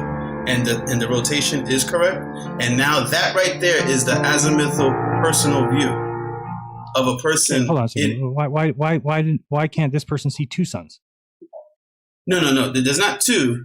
There's only one. But that circle is not like a second. It's what the viewer sees at the south. The direction where the sun is at. I'm showing you the sun in reality. But hold on. But why would I? But I see this, but the sun's actually here. Correct. Yes. Correct. So how would you that, got it, Jaren? Yeah, but how would that be possible? So what you're saying is that, hold on. So when the sun comes around right here, let's just go with this part. Yeah. You're saying that there is a. So let me put it this way. So the person in South America is going to actually see the real sun, right? But me, I'm going to see it. Yeah, you're seeing the real sun, because when it's coming from east to west, as we see it going on the big model, your azimuthal view is showing it coming from right to left, just like you said. Okay, so right here, when this sun is coming along here, right? Correct, east to west. But you're saying but I only see this one. You see how you see the sun's light right there on the right side of you? Right here. You see that? You know what? I zoom in on a little bit forward. Okay, but hold on. Go push the video. I still am asking the question, though. Still asking. So a person standing here in South America, which sun do they see? They're going to see that one. They're going to see the one that we see on the right-hand side. This one? And they're going to see that. Yeah, correct. Why don't they see this one? No, that one is the same. There's no two suns now. Like I know a lot of people say, Okay, so what you're saying is that there's only one sun, just the azimuthal view. Okay, correct? So what you're saying is that every person has its own view of the sun, and it just so happens to match exactly what the globe predicts. But we've just chosen to put it on a flat map. I'm not saying globe, but I'm saying what you observed is accurate according to my research. Your observations is accurate. That's what's interesting.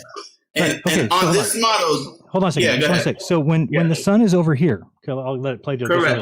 Give it a second. Hold on. Give it a second. So when the sun is right over here, Australia. Okay. So these people see it above their heads, and I see it over here. So which sun is real? Correct. The one over Australia is the physical sun disk, and the one that we see over there, it's the sun. It's going to be the sunlight or the sun reflection. Okay, so that's not true. So we tested that. Now hold on, Jerry. Hold on, but we tested it.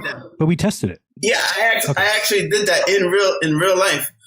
We had Energy. We had a woman named Energy in Australia, and we had our good buddy, Life of a Construction Worker, in Antarctica. And during that time, the lady in Australia pointed the sun, and it was right above her head. And Life of a Construction Worker saw the sun on his horizon towards the south, just like you said. Right, but we put a camera on the sun, and we had it with a solar filter. Yes, that's what she did. Yeah. Okay, but hold on. She did that, and then he did that as well. Correct. Okay, but we did it for 24 hours. So the camera sat there and watched. So that's the real sun. It's the same sun that they see in the north. No. Correct. That's what I'm saying. It's not double sun. That's the sun that we are seeing in both the things. One is your view. The other one is in real time, where it's at in real time. Correct. Right. So so you're saying my view is to see this sun way 30,000 miles away? In the south. When that sun is over Australia, it's on your south. Correct. Okay, but hold on. So I can't see from here in my little dome here. I can't see the North Star. Yet I can see the star that's beyond. Hold on. You can't see the North Star. Correct. But why can I see the sun that's further than it? Because the sun is light. You see how when the sun is in Australia, is coming to the right of you? That's because the sun is wrapping around. The sunlight wraps around the edge of the dome. That's why. No, but then it would be a reflection. Right? So it would have to be, so meaning that these people would see the sunspots, they would be reversed from the people watching the reflection of it. And then also, just so you know, Dave McKeegan. You're seeing it right to left, correct. And then it's rotating east I'm to talking west. about the actual sunspots that are on the sun. They would have to at some point flip if it's a reflection. Now, the sun is like the moon, though. It's not like, you know how the moon, we only see one side of the moon, of course. And then the other, it's not like a backside to the moon. So there's only one face of the moon. There's only one face of the sun. So Okay, correct. well, okay. If there's one face of the sun that we all see, do you realize that can't? How could that work? That these people are able to see the sun and see the sunspots, and I'm able to look behind me and see the sunspots.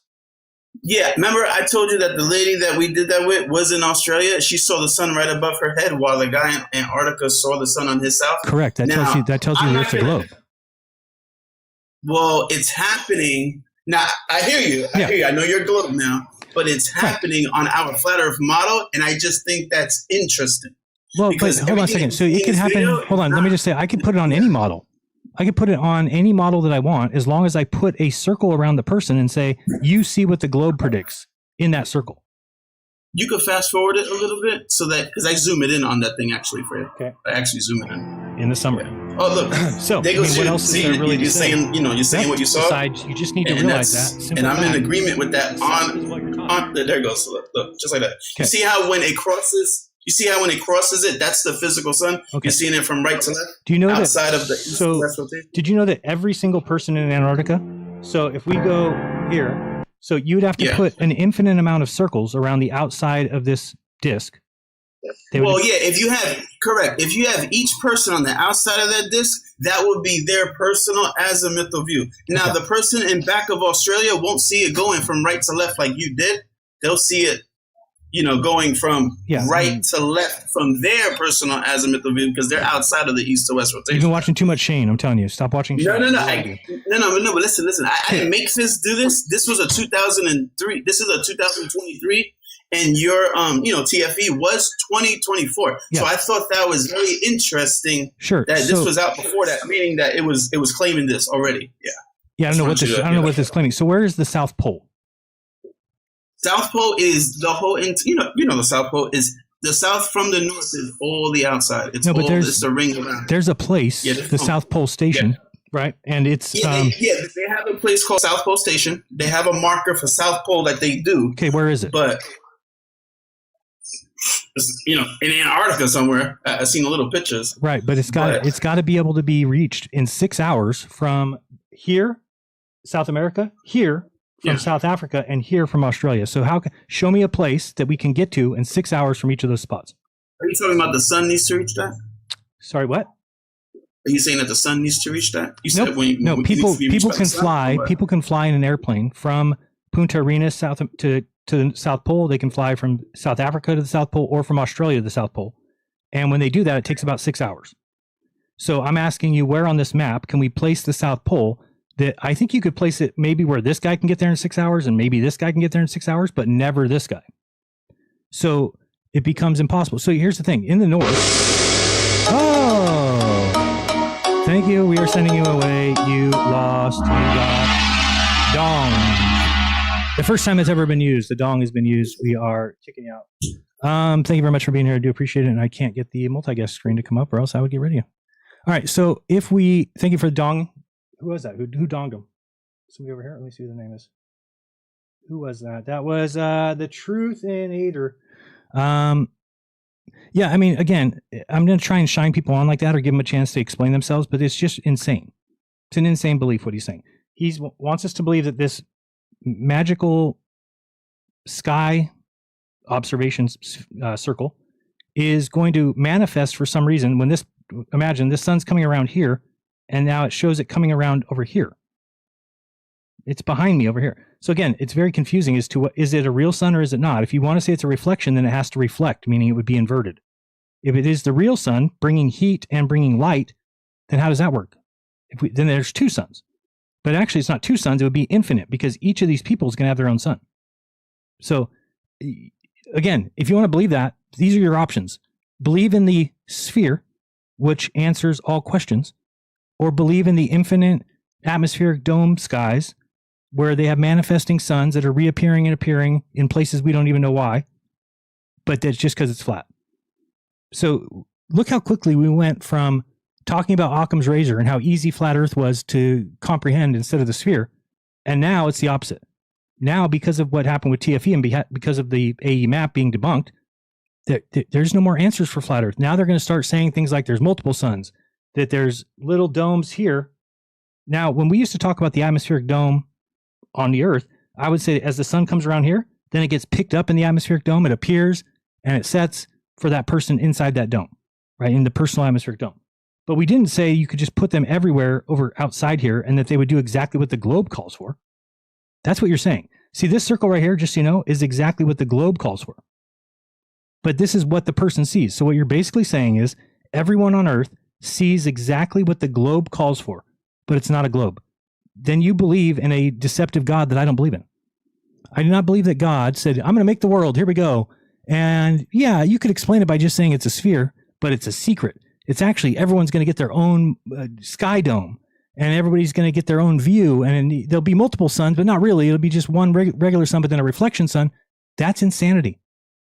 That's insanity. Why would God do that and then say, oh, I'm going to trick these people. I'm going to make them think it's a sphere because guess what? It answers every question. Do you see what I'm saying?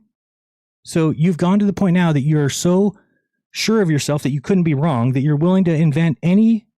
I mean, it's so funny for me to see this happen because remember we used to make fun of the scientists. Like I forgot who it was. Maybe it was Einstein. Somebody said, if you believe strongly enough in a theory, the facts create themselves. That the facts will create themselves or something like that. But it's basically what I see now. I see that we are the ones doing the pseudoscience. Imagine that here. I want you to imagine something else. Imagine that they gave us the globe and they said, here's the globe, you live here. We're like, oh, sweet. And then we said, well, where's the sun? And they said, well, the sun, we don't really worry about the sun. What do you mean you don't worry about the sun? Well, it doesn't really jive with the globe model. What do you mean it doesn't jive with the globe model? Well, we know we live on a globe, but the sun doesn't work with the globe. We would laugh them out of the building. We would laugh in their face and say, you guys are a bunch of jokers trying to sell us that we live on a sphere when it doesn't match anything. Okay, what if they say, well, but we don't look in the sky to get the shape of the ground. We just know it's a sphere, but we don't look in the sky. And we'd say, but no, that sun doesn't match. The moon doesn't match. How come the stars don't match?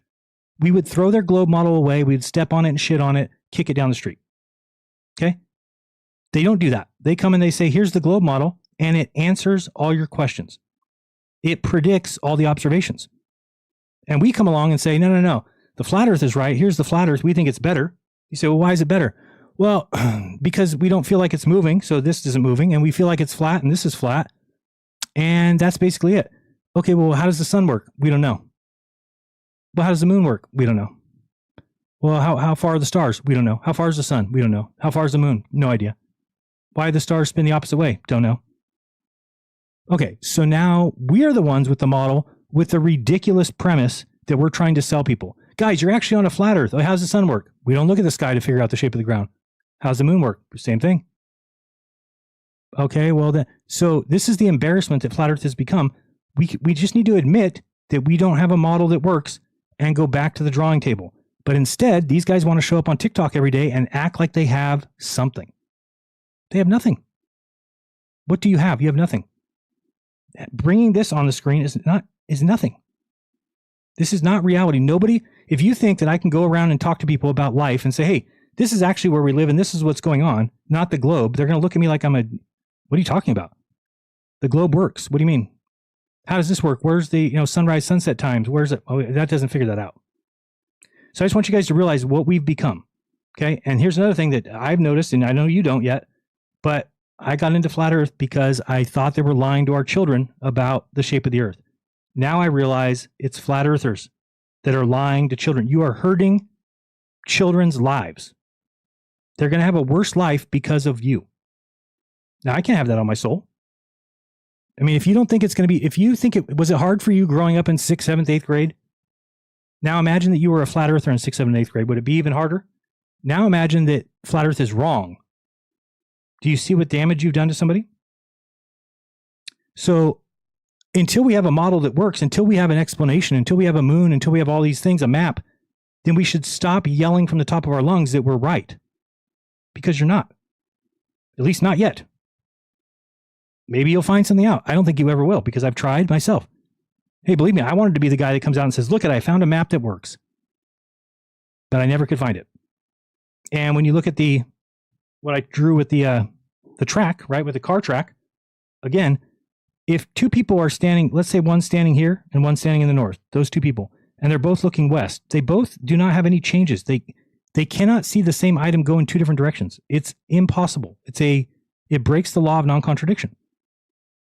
Because both people are the same, essentially. They're both looking the same direction. They're both oriented the same, and they're both positioned the same. Therefore, one item moving in one direction, and I do think this is the best way for you to think about it. You have a blank wall in your house. Go stand next to somebody. And they could be at the other end of the room, or they could be next to you in the room. Doesn't matter.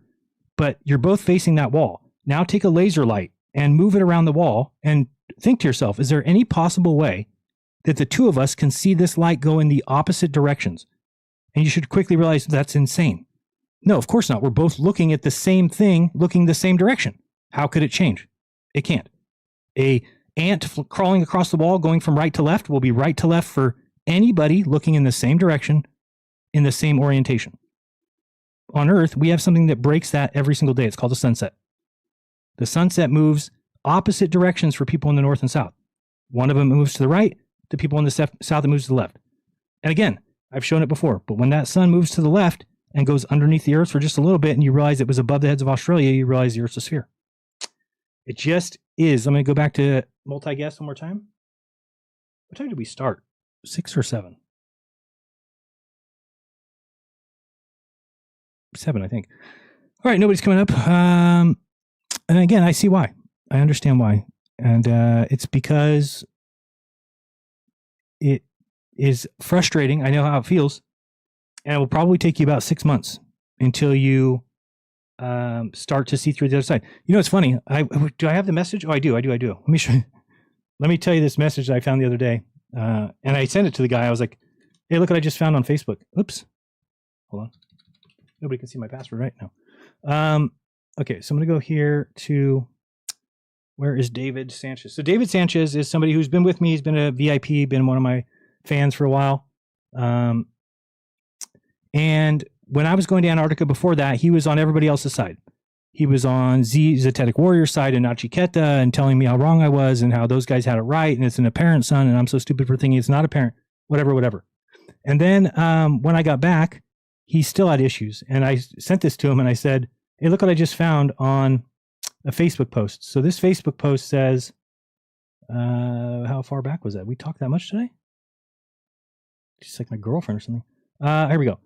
So Matt Walsh made a post. This is back a while back. And, oh, wait, this is not the right one. Move up here. Oh, I said, check out this comment to Matt Walsh. Quote unquote, it says, dummy, a 24-hour sun in the sky does absolutely nothing to disprove the flat measurements taken on the ground. This experiment wasn't an experiment at all. What's the independent variable and dependent variable? There isn't one. Learn the scientific method and what an experiment is before you call flat earthers dumb. This observation proving anything is an affirming the consequent fallacy. Learn logic and wake up and stop believing the drones in New Jersey are aliens, you dummy. So I sent it to him and his response was, oh no, LOL. It's on YouTube or Facebook. I'll go delete it. Why does he say that? Because he's now a globe believer. So I realize that people that right now are hating my guts, telling me I'm wrong, telling me I'm an asshole, telling me I'm a jerk, telling me I'm an idiot. In 6 months, you'll be right there with me. Just a matter of time. David Sanchez you'd be shocked if you saw some of the things he was saying 6 months ago versus now he's going into TikTok lives. I heard him that he was on TikTok with Angels of Shite. He was on TikTok with Caleb telling them that they're wrong. So even though you can have that brain that tells you, hey, Matt Walsh, you stupid idiot. Hey, dummy, before you do that, you might want to look into the scientific method. You might want to look at this. You might want to look at that. You might want to look at an experiment. And you just are fighting. Your mind is fighting from a position where you think you're right. And that's the biggest problem. Everybody who's a flat earther thinks they've already determined, because they say it every day, well, we know it's not a sphere. Well, we know it's not a sphere. Well, we know it's not a sphere. Do you know the quickest way to indoctrination is repetition? We know it's not a sphere. We know it's not a sphere. So as you start to think that very highly of yourself, then of course, anything that somebody says, they're an idiot. But guess what? Slowly, the seed has been planted. Let's go with Tone Blair. Hey, Tony. Yo. What up, dog? I'm going to set your clock for man, real quick, man. I seen Dave had posted a YouTube thing about, it was like the most important flat earth video. And it was a video of you talking about Canagoo. And I did you see it on YouTube? No. Or no?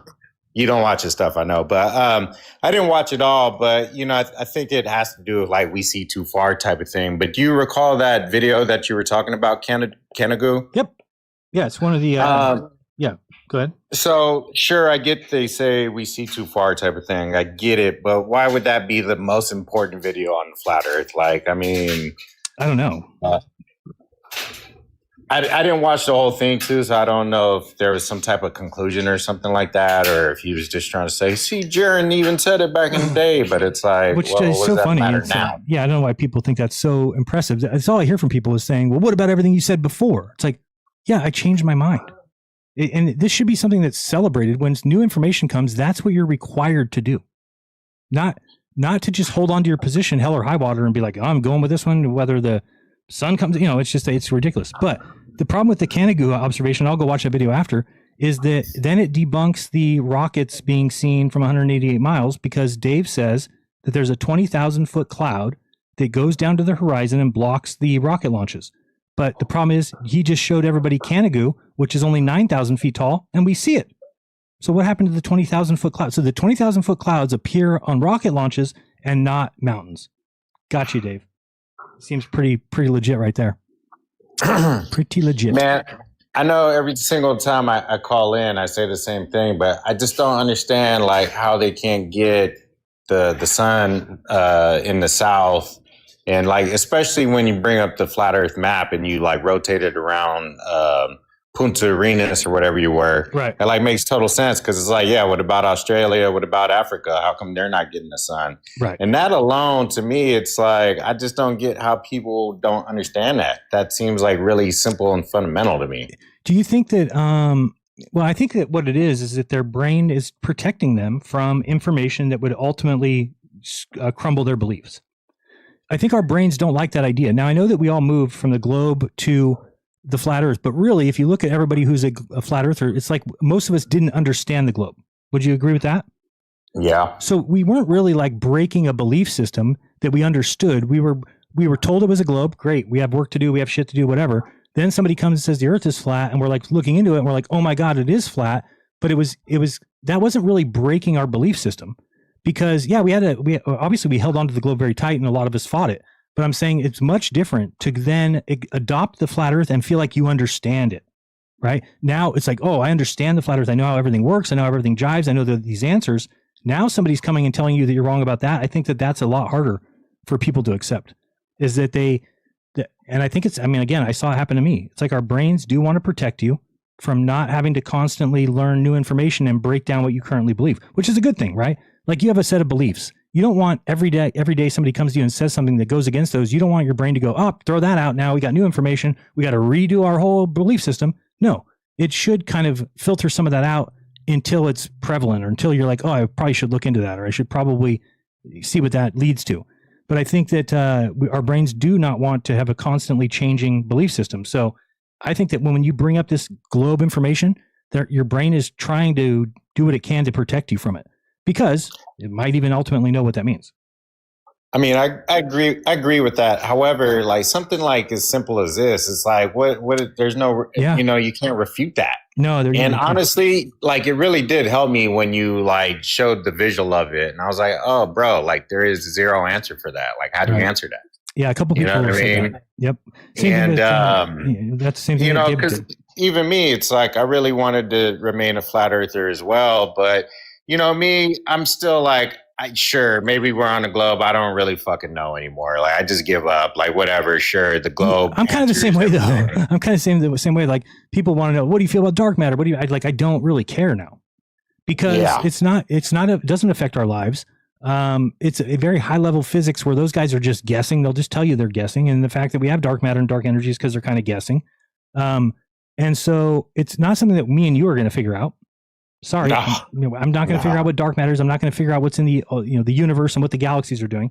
Again, bro, we can't even figure out what the fuck's at the bottom of the ocean still. Right. So again, this is why some of those things are just so high level that it's like, it doesn't matter to me. Is it going to make a difference? Like, I get where people are afraid that God's going to go away for them, that they think that. But again, if you're somebody who believes in God, then you believe God created whatever is here. So it doesn't matter. Right. It's not like God can only create a flat earth. I tell people all the time, they're like, no, God created the beautiful flat earth. I'm like, so why have you limited God now that he had to make a very simple kindergarten designed earth?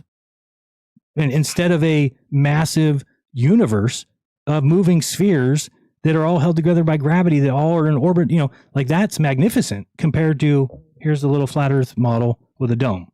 Right. And who built Man, the dome? honestly, it's like, I think the universe is so beyond our comprehension as a human. It's like, we don't know what the fuck is going on, bro. You know what I mean? It's like, why are we even here talking about this shit? We don't know. And that's the We're thing, just right? fucking here. Think about this. How much time have has you ever been... seen that movie, Maze Runner?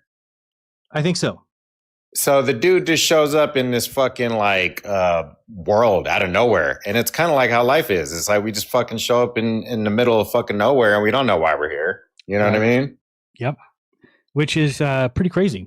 But I think that, like if you think about how much time has been wasted by humanity on flat Earth, think about that. Think of the collective time that humanity has wasted. If the Earth, let's say the Earth's a sphere, 100% a sphere has been figured out 2,000 years ago. Now think of the collective time that I've put into it, you've put into it, people have put into it, to listening to stream. Like that's scary.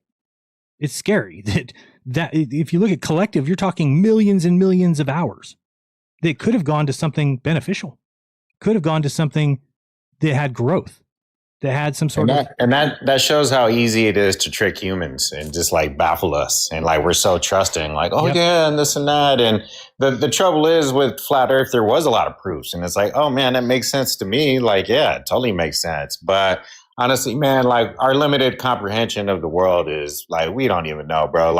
Whoever created or whatever created this place is on a whole nother fucking ballgame, bro. We have zero idea what the hell is going on. Yeah. I agree. All right, bro. Yeah, I just don't get it. I just don't get how they don't understand this point about the southern sun, man. It's makes easy sense to me. But anyway. All right. So, thanks. I just want to let you know about that video Dave posted up. And it's that still don't explain the fucking southern sun, bro. So what? Yeah, I don't know what he's doing. We can't speak for that guy. I mean, it makes no sense. All right, bro. All right, later. And Peace. I mean, I don't know what he wants me to do either. If I go back, oops, what did I just close? That was weird. I don't know what I closed. All right, let's go to the next person. Let me see who's up here. We've got, Caleb Effie. What do you know? Caleb, let's try not to do what you did on your stream, which is just dump me for no reason, even though we're just trying to try to have a conversation. I guess you can do that here, but not there, huh? Dude, you know what? I actually regret doing that, Jaron. I do regret kicking you there. I wish I would have kept you up. I had a couple questions for you. Sure, go ahead. Set your clock here. Well, I figured since you like to talk about the celestial, the sun and stuff, and the southern pole star and stuff like that, I could give you some explanations for that. Sure. I get what you're saying. And I'm sorry. Obviously, me and you have history, so I get I have more emotion towards the conversation when me and you talk in private and stuff like that. So I do apologize. It is hard for me. It's hard for me to watch you because I watch your videos and I watch your old videos. I watch you and McToon today debating before you went to the final experiment, right? I see you using logic, extreme logic. And then I see you come here, but either way, I'm not trying to bash you or nothing like that. I'm just saying I'm very, you confuse me is what I would get at. But I also agree with you. I agree with you on the Occam's razor point with the globe, right? But I would argue, do you have one other point? Is there any other point that leans Occam razor for the globe? Well, all of them. I mean, we don't have answers for the flat Earth yet, so it'd be hard to say how difficult those answers are going to be if we don't know sunset times or sunset times, or we don't know different things about the flat Earth. It'd be hard to say how difficult are the actual real answers. You don't have answers to everything. So right? You think that our explanation of why things go down is just nonsense? Your explanation of electrostatics being the relative buoyancy, density, right? Relative density, buoyancy, the electric field positive, the Earth's negative, right? Yeah, I mean, I think that the globe isn't any more difficult. You think 10 different dynamical descriptions, quantum loop, gravity, they can't, you even agreed yourself. You get these different theoretical physicists in a room and they can't agree themselves. Sure. So what does that mean though? That the Earth's not a sphere? I don't think that's what it means. I mean, they may not understand that we don't have a mechanism, Jaron. We have no physical dynamic, reproducible, falsifiable at one. Do you think gravity is falsifiable? Sure. If you went out and tried to measure the drop of something and didn't drop. What do you? Obviously, that's not intuitive to nature. Everything's going to drop. What do you mean by falsifiable? You agree? We see an effect, we see something drop, correct, and we just we ascribe a dynamic description, a philosophical description, whether that's relativity, quantum loop, whatever you want to describe, right? Correct. So we can describe that. You like, Yeah, I we just can don't describe get it. it. Like you've heard Witsit, you know, we have energy in a vacuum, the downward vector of the field. Like, I don't get it, Jaron. Yeah, I mean there's so many other things that go involved in that just to make it so simple is not the answer. Like it doesn't just answer everything. Why are we looking for a more complicated answer? But aren't you We're talking looking about for the simplest explanation, aren't we? But that all it does is set the down, right? Yeah. As far as like on an astronomical scale, you can fix the dark energy, dark matter problem with assuming that magnetism, right? You don't need as much matter. The magnetic flux could be more powerful, That's causing true. faster rotations. I am open all to at that. the same time. I'm open to that, but that would still need the Earth to be a sphere. Why? Because that's what we see everywhere. That's what is out there. With the sun is what you're saying. So I'll give you like how I get past it, because I get what you're saying. Like obviously, I would argue that the sun is local, that we feel the local heat as it comes. Right, that's one of our arguments. Well, it is. So local. I understand what you're saying when you put all the observers all around. But what I would argue to that, and the philosophical reasoning that is keeping me from switching models, is one, Occam's razor with every other point I think we destroy the globe Earth. Like we see too far. You know, we have the Israel to Crete 800 mile. We have microwave transmissions. You already know all of these things though. So all of that evidence leans flat Earth. All that data would lean flat Earth. So the science, using science and using data points and philosophical interpretation, it's much easier to think the Earth is flat. But again, for your point. But I would agree with that. I don't disagree with that. It's much easier to think the Earth is flat. I agree with you. But not only is it easier, the data aligns with it. Okay, but you say that, but then where's the South Pole? So the globe doesn't even have an agreed South Pole magnetically. It's like constantly changing, and I don't agree upon like, unless you like. Obviously, I'd need to see like 4 different people. You know, get 4 corners of Antarctica, have each person walk to the center. Very well documented GPS. I would believe it, just like I believe that 24-hour sun happens. Okay, right? Yeah, but I mean, you should accept that if you went down to Punta Arenas, you would see it yourself. Why don't you the 24-hour sun or what? No, not from Punta Arenas, but you would see the fact that the South Celestial Pole is up in the sky, and then you go, yeah. all this. Yeah. Well, I'm not denying any of that. Yeah, but what's below just that? like you heard, I listened to you and Alan talk. Did you look into any of the celestial theodolite? Have you made any, obfuscation? No, I don't think observations? Again, they're not counting refraction, which you would need to count because you're talking about when something's occluded, and that means it's traveling. The light is traveling in the atmosphere, so you need to conclude. But it would just be celestial. It would just be celestial refraction. It would just be celestial refraction. Isn't that like like if it's the occultation time? It's just the light coming from the actual star to hit the mountain for the occultation, right? No, but it also has to go to your eye. No, with the occultation time and taking that, I don't know. I don't want to get into his argument because I don't even fully agree with it, honestly. Right. And neither do I. I want to talk to him more, but I was wondering if you like. I do think it's interesting that Glober flipped to flat Earth because he made all those models and it matched the flat Earth way better by degrees and arcs. Oh, you mean the guy who made it originally? The guy's name, whatever his name is, What is his name? Yeah, I don't even know. Alan doesn't like me, so I can't. Oh, I do remember that happening. I do remember that. Yeah. I don't even remember why Alan. I know I Witsit and me aren't cool, but like it's whatever. Well, neither here nor there. I don't care. Yeah, no, it doesn't matter. I mean, but people are people. But let me ask you this. I wanted to give you my philosophical reasoning for the South. Okay, and the worth of the sun and things like that. The reason why I haven't flipped, even while agreeing with the axiom of it being more easy to explain on a globe, things like that, the coordinate system is easier, whatever. One, I think it's very interesting the point of the Chinese and the Japanese that they went down there and mapped the South that they didn't flip. But also, like I can't make a claim. What if the firmament is of a refractive index stronger than a diamond?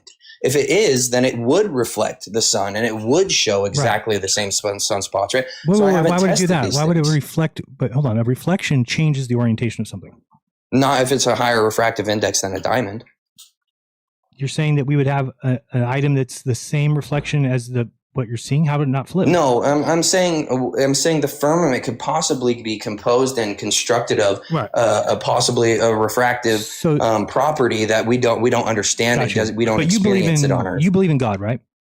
So what you have to then believe is that God created a world where he put a dome with a higher refraction than diamond that none of us even understand or seen, and it is answerable by just saying the Earth is a sphere. And he gave us flat water, though. No, water because everywhere on the Earth is flat. Yeah, the Earth's flat then.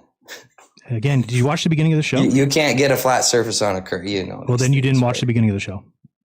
I didn't. I know I came in. Go back and watch the beginning of the show, and I explained. What would you argue? A meniscus or a little water droplet? Are you doing that now? What are you doing? Nope. Water. What are you saying? Water curves 1/8 of an inch for every 660 feet. That's it. You can't even determine that. That's according to 8 inches per mile squared, or what? Correct. So it's the same math equation. Then I don't care. It doesn't work. We falsify it every day. What do you mean? How? By long range observations. Do microwave frequencies not require direct line of sight? Again, that's not falsifying because you're saying they do, but they could also bounce. No, they don't. Are you talking about do you have evidence? Do you the- have evidence of skip zones? No, but I guess I need to know what you're talking about specifically. But Yeah, I'm talking about microwave frequencies that do not bounce off the ionosphere that require direct line of sight that go 860 miles. so where have we seen those? Just tell me so I can go look those up. LoRaWAN. What is it? You didn't make this argument as a flat earther. This is the best one. No, I didn't. You didn't watch Witsit? Like, no, some of these things that were just maybe above my... that's why you went back to the globe. Maybe you just need to understand a few more things. You'll come right back. I would come back. I will come back when you can explain the sun. You should. You know what would be great? You should do a video on Witsit's presentation on it and be like, dude, this is why he's so wrong. But either way, he goes over it in all the military documents that say it requires direct line of sight. Okay. So over 860 miles, there's probably like 40 miles of curvature in between the 2 points. How do you make sense of it? And they don't bounce off the ionosphere. Yeah, that's why I need to see it. So you're, but what was the word you used? I couldn't hear you. LoRaWAN. LoRaWAN. They propagated it 860 miles as a world record from a boat to a buoy. Okay. So not very tall. It wasn't like on a mountain or nothing. Got you. All right, cool. And then one other thing I wanted to ask you. So what do you think about the lines of longitude clearly converging in the south, not diverging? What about Captain Cook, dude? You forgot about James Cook? What do you mean? What about him? When he circumnavigated Antarctica, and it took him 3 years, and he mapped like 70,000 miles. Right, like but he went back and forth to like up to Hawaii, back to. I don't know what he did. Oh well, then why are you? I don't know for sure. I just know of his claims, right? His data points. I don't think it would take 3 years. I don't think you'd map. No, that. It didn't take. And I don't know for sure his path. Okay, so the problem is though that you can measure these things. You can go and measure a line of longitude anywhere in the south, and then go further south and see that they start to get smaller. I got clips of you saying they're off, dude. Yeah, they're off. South. Okay, so they're off, but they're off by a serious degree. It's like 15. I don't remember exactly what you claimed. I could go get the clip of you. Yeah, if you want, I think it's 15 miles per day or something. Okay. Well, yeah, but at 53 degrees south, the flat Earth needs to be 4 times bigger than the globe calls for. And as you know what? Do you agree this would defend it? I want to know like what you think of gyroscopes and stuff, but I know it's like a long conversation. I think definitively, I would be a globe earther if we take 2 planes to the shoreline of Antarctica and fly one opposite of the other and see how fast they meet up. That'd be it. Yeah, I told when Dirth brought that up, I told him, okay, but the reason that's not an actual good test is what if there is a flat Earth that has a continent of Antarctica at the bottom of it? Right. Is that what? Sorry? So if you had a flat Earth, like think of the flat Earth map, the AE map, and then picture at the bottom of it, there's a continent of Antarctica. Just because planes flew around it doesn't mean the Earth's a sphere. Oh, I've seen people drawing that weird stuff. I've seen that weird map. Well, I don't know. No, that doesn't work. It just doesn't work. I guess, but like, what do you think? You don't think a gyroscope is definitive? No, I think it is, but I want to make sure that I completely understand the claim because if you're saying if we spun up a gyroscope, I need to go back to that one again because I think that I even have it confused as to what I thought that it's affected by gravity, and that's why you need the pendulous vanes. But I guess that's not correct. But then you're stacking a fallacy, though. You're assuming gravity exists without proving it. Right? Good point. Yep. Yeah, but that's what I'm. Yeah. Again, do things fall down? And honestly, the gravitational field it wouldn't be strong enough to affect a gyroscope when it's spinning at the rate it would not do that. No, not a gyroscope, but yes, anything else it would. Like a mechanical gyroscope. Like you take a mechanical gyroscope in a plane, any pilot can do this, Jaron. Any pilot can take a mechanical gyroscope in a plane, fly a couple 100 miles, and see if that thing bends over. If you show me a video of that thing bending over in a time lapse, get a couple video angles, dude, I'll be the best globie you ever seen. Okay, but so you have to. How are you going to spin that up that long for a couple hours? You get one that is like has a motor. Okay, usually that just throws in another thing that people would be able to say, no, it had a motor, so we're not counting it. It's just one of those things. But I'll look into it. I'll ask some people if we can get that kind of a test done. Well, then those people would be denying the principles of how gyroscopes hold rigidity in space and how planes fly. They would simply be denying the physics of it and the understanding. They misunderstand it then. Yeah, I'm talking about for a test of whether the Earth's a sphere or not. If we took up a gyroscope and spun it up with some sort of motor, I'm saying that would be their excuse for not believing it. That's all I'm saying. Who? Whoever Like the flat earthers? Yeah, the flat or the earthers. globe earthers? Either way, whoever lost. Yeah. So I don't know. I think it would be pretty definitive. Maybe you make it so it's a mechanical gyroscope that isn't motorized as much, so it'd be more. I don't know. I think we could devise something. I think a mechanical gyroscope shows a plane when it's upside down or when it's yawed. And if we're on a globe, you agree it has to yaw, whether it's physically doing it itself or whether the atmosphere is physically holding a shape and curving like it is claimed. I agree. Well, I agree with that. All right. Well, I appreciate the call. I got one more person after you, and we'll talk again. That's a good one. Later. All right. Dirt Cuz. You're on next, I believe. The clock's done real well. I'm terrible with the clock. I think every person's gone over the time I have any. Yeah, I didn't want you to drop Caleb. He's blocked me. He's been hiding. What he didn't count on was that I've lived on Kauai for over 3 decades. So it wasn't hard for me to pull together 34 different observations. And now that he's gone, I'd like to address the fact that he blocked me, okay? And everybody keeps asking why I won't go to his live. Well, I can't go to his live. How can I do that? He blocked me after he told everybody that he knows me and that I'm a lonely old drunk, even though I haven't drank alcohol since in my 20s. Caleb, why don't you come back up here, huh? Show you got some huevos, huh? Instead of those tiny little balls of glass that tingle together. Huh? So come on back up here, he's boy. He's up. But so can you guys actually talk to each other without shouting? Can we? I just want to set up a time where he'll come to my account. He can man up. I just want to do a presentation. I want to show him all these observations over decades that show, and then I'm going to show him his videos. How that every time, let me talk, every time the water line goes up and down and hides things, okay, you lose the hard line. When things disappear at the bottom over the ocean, you no longer have a definitive line of demarcation. That hard line goes away, okay, and I can prove that to you in all your videos. And in mine, that hard line is visible because we pick our days carefully, right?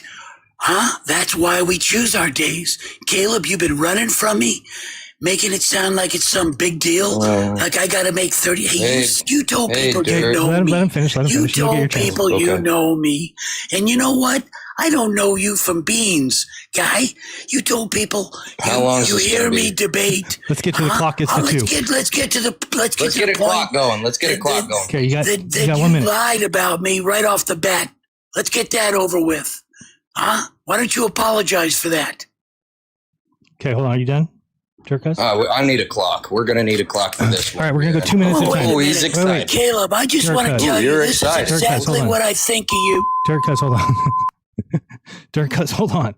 All right, so we're going 2 minutes. Slow it down. We're going Slow it down. You got 2 minutes. Whenever you want to start. Go ahead.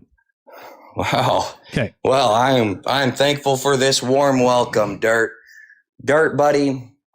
You know, when we think about this thing with logic and such, there's probably a good reason why I haven't blocked Jaren, but I blocked you. There's probably reasoning for that. And that reasoning would probably be that you're like obsessed with me. You are like spamming me with messages, derogatory messages. And I'm sorry if you don't drink alcohol, just the way that you present yourself comes off as like an extreme alcoholic, like a raging alcoholic. So if you don't, I'm sorry, maybe you are sober. That might make it worse in my opinion, but neither here nor there. When we talked previously and you wanted to debate me, I told you I wanted you to learn something from making these observations. So I didn't say make 30 total observations. I said 30 observations over 30 days. So you'll realize that the observation changes and the location is apparent and not a physical location that you can ascribe physical attributes to. Okay, let me go back. Are you finished? Yeah, okay, so now, every time things disappear over the ocean, bottom up, the hard line fades out. It's no longer there. That's why the bottom of things disappear from the atmospheric conditions over the ocean. Whether it's towering, looming, whether it's ducting, whatever it is, okay? And you can look at your videos. The only time you see the bottom is when it's clear and you've got that bottom, okay? So you look at my videos, all my observations, and the water is resolved. The bottom of the island, or what appears to be the bottom of the island, every time over decades is resolved. The problem is that we only see 5% of the island. 5%. We see 75% of the height is hidden, but 95% of the mass of the island is hidden year after year. I've witnessed this for 3 decades, huh? And I'm telling you right now that Jaron says things like, we can't see the curve. No, we can't. We're right down here. But I have, without a doubt, measured the effect of the curve time and time again. And you have absolutely no answer for it because my line of demarcation with focused water fully resolved and a focused island fully resolved doesn't show the effects that you'd have when the atmosphere causes bottom up disappearance. It's not there. Would you do a debate against Caleb on my channel? No, I don't debate. This isn't a debate. Well, no, what I mean is that if you, I've got 34 observations. Okay, check. I wouldn't accept that. I got 34 observations that match. Okay, and the reason why they match is because it happens on a time when there's very low atmospheric distortion. 3 months a year. November, December, January. I was able to catch it February 5th the other day, or the 4th, I mean. Okay. And it's just because the air temperature is very close to the water surface temperature. All right, let's let Caleb go. Go ahead, Caleb. You have 2 minutes if you want, or then call it quits. Go. No, I can definitely. I don't know if I'll need the full 2 minutes, but wow. That is an incredible misunderstanding of infrared observations. That is an incredible display of misunderstanding. I really like it. Yeah, so have you ever seen like the guys that go up in planes and make those same type of observations and those same type of infrared and they see way too far? And yeah, you don't get the typical atmospheric effects that you will get, but that doesn't mean that it's not there, especially Dirt. I don't know if you forgot where you live. You live in Hawaii, buddy. Your little 80-mile observation of a mountain peak does not debunk every time the sun backlights a mountain, every time that we shoot a microwave frequency way too far for the curvature to be possibly there. It does not. This is why I would never even accept a debate with you. You're fully and fundamentally misunderstanding the observations and what spectrum of light you're looking through. And you're acting like that misunderstanding is evidence that the physical water is curving with no physical mechanism to explain it. I don't even dare to ask you to explain gravity because I'm sure we would just get a fairy tale story that is very different from how Jaron would probably describe gravity, his current understanding. So yeah, so that's why I say like 30 days. Do it 30 days, Dirt. 30 days, buddy. I don't even know if you'd be honest. I don't know what you're doing. I don't know. But 30 days and I'll come talk to you on your little live stream that you stream about me every single day for. So, but that's what I say. There's a marine layer. You live in Hawaii. So there's extreme refraction. You can't forget the refraction, and you also can't forget how the strongest refractive index that is measured is not possible to make your globe go out to 220,000 miles like we observe in 1 foot observer height, seeing 10 miles. Some people like Pookie are saying we're seeing over 19 miles from a 1 foot observer height. So no, your little one-off observation over the marine layer in Hawaii does not prove the Earth's a globe, buddy. All right. Well, thank you. All right, that was certainly over 2 minutes. He said he didn't need the 2 minutes, but all right. Caleb, what you don't understand is, okay, 1 minute and we're done. I have a P1000. I have a P1100. They're toys, okay? They have a glass lens with 539 millimeters of focal length. Okay? A very small metal oxide sensor, 3/16 of an inch by less than 1/4 of an inch. Okay, I use a full sensor, the most powerful sensor Nikon makes, the Nikon D850. Okay, I use the top of the line Celestron flagship scope as a lens, 3,910 millimeters of true glass. Okay, this isn't the Flurf 1000. All right, this is like the Flurf 1 million. Okay, my field of view is 0.48 degrees. Okay, the average field of view on the Flurf 1000 is 1.75 degrees. All right, you obviously don't understand optics. You don't understand that focal length rules in optics. That's why I tooled myself up like this.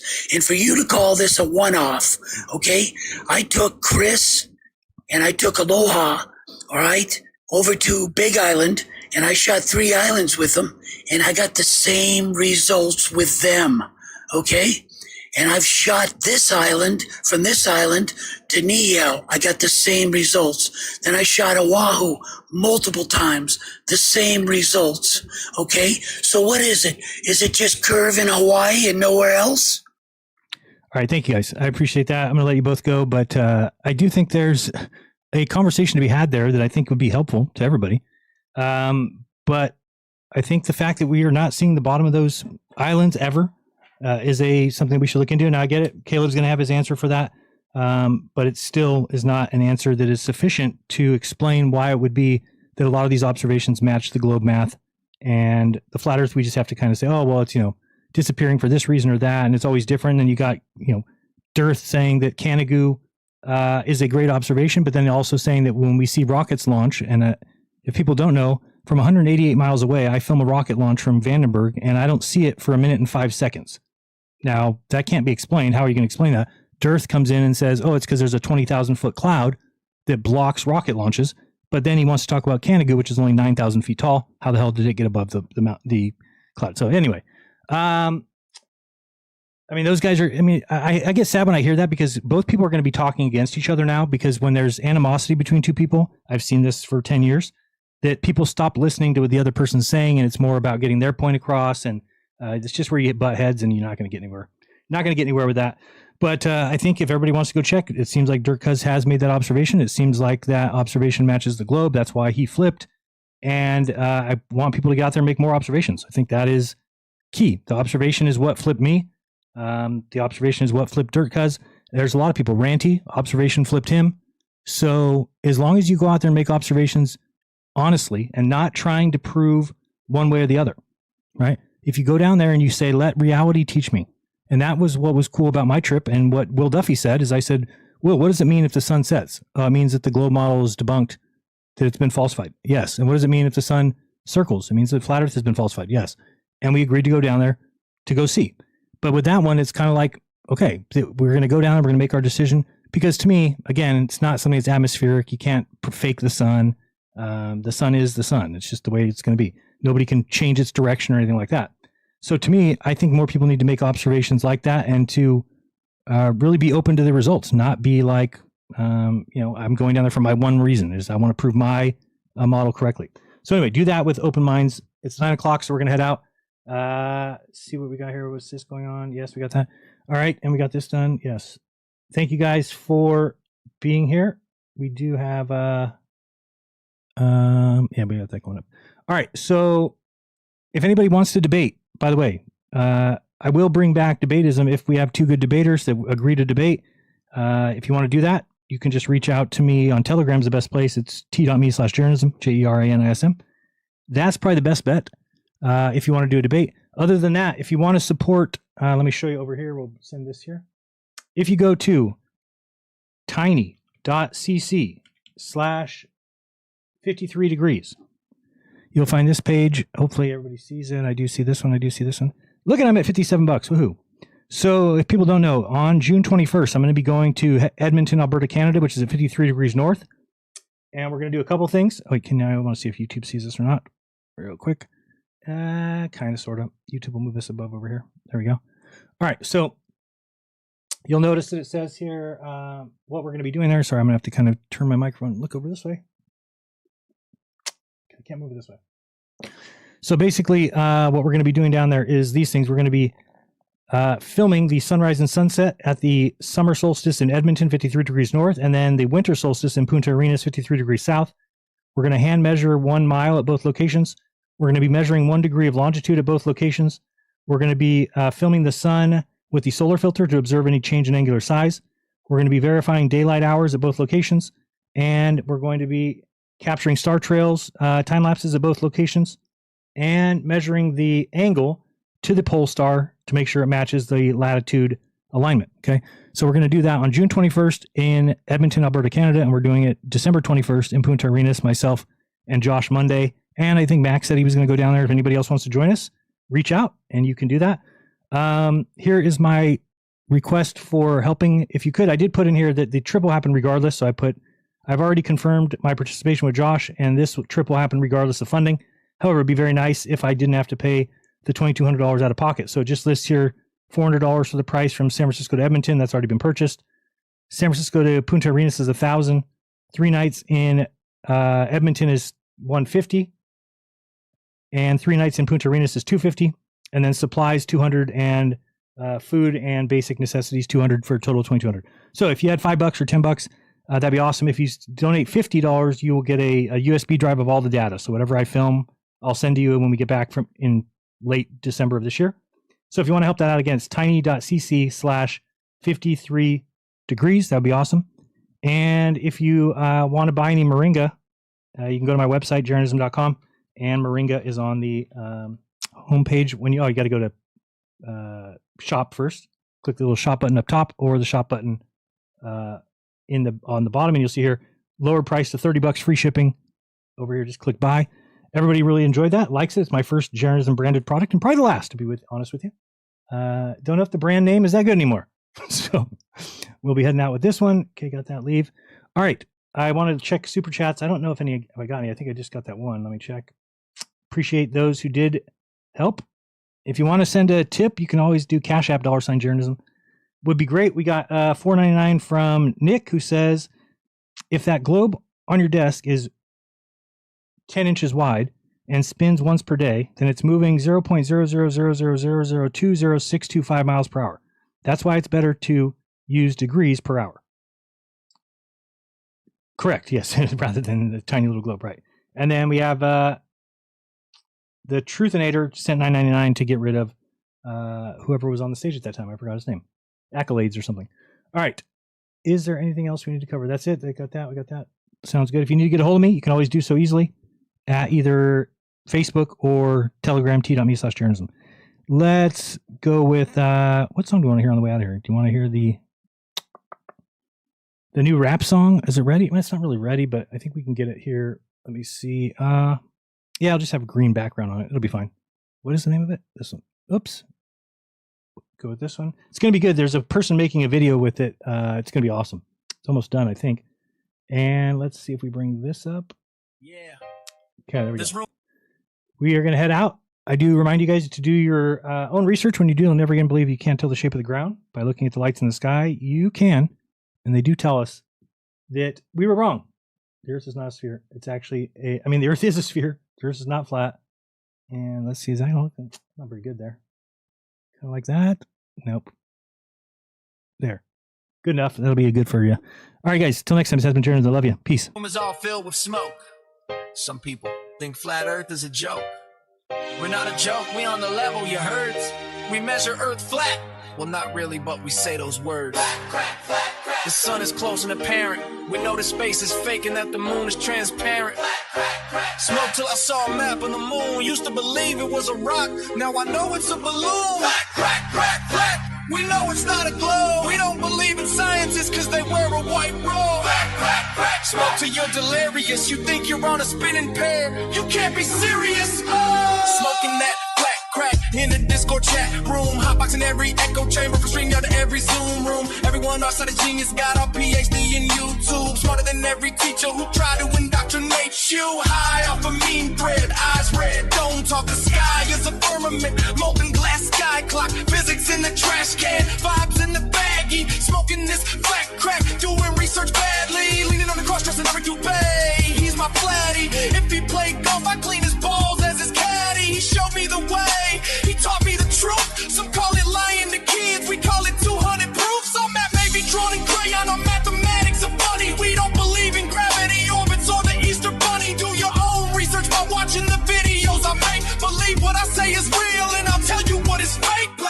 We know it all, we win every debate. How many inches per mile squared? Hey, did you know that we spin 1,000 miles per hour? That the Earth moves in outer space with no gas or power. Pump, pump, the flat crack, it goes down so smooth. If you feel so stupid and dizzy, means you inhale the truth. Pass that flat crack back, let the comments go dumb. Do planes use fuel to teleport to the clouds behind the sun?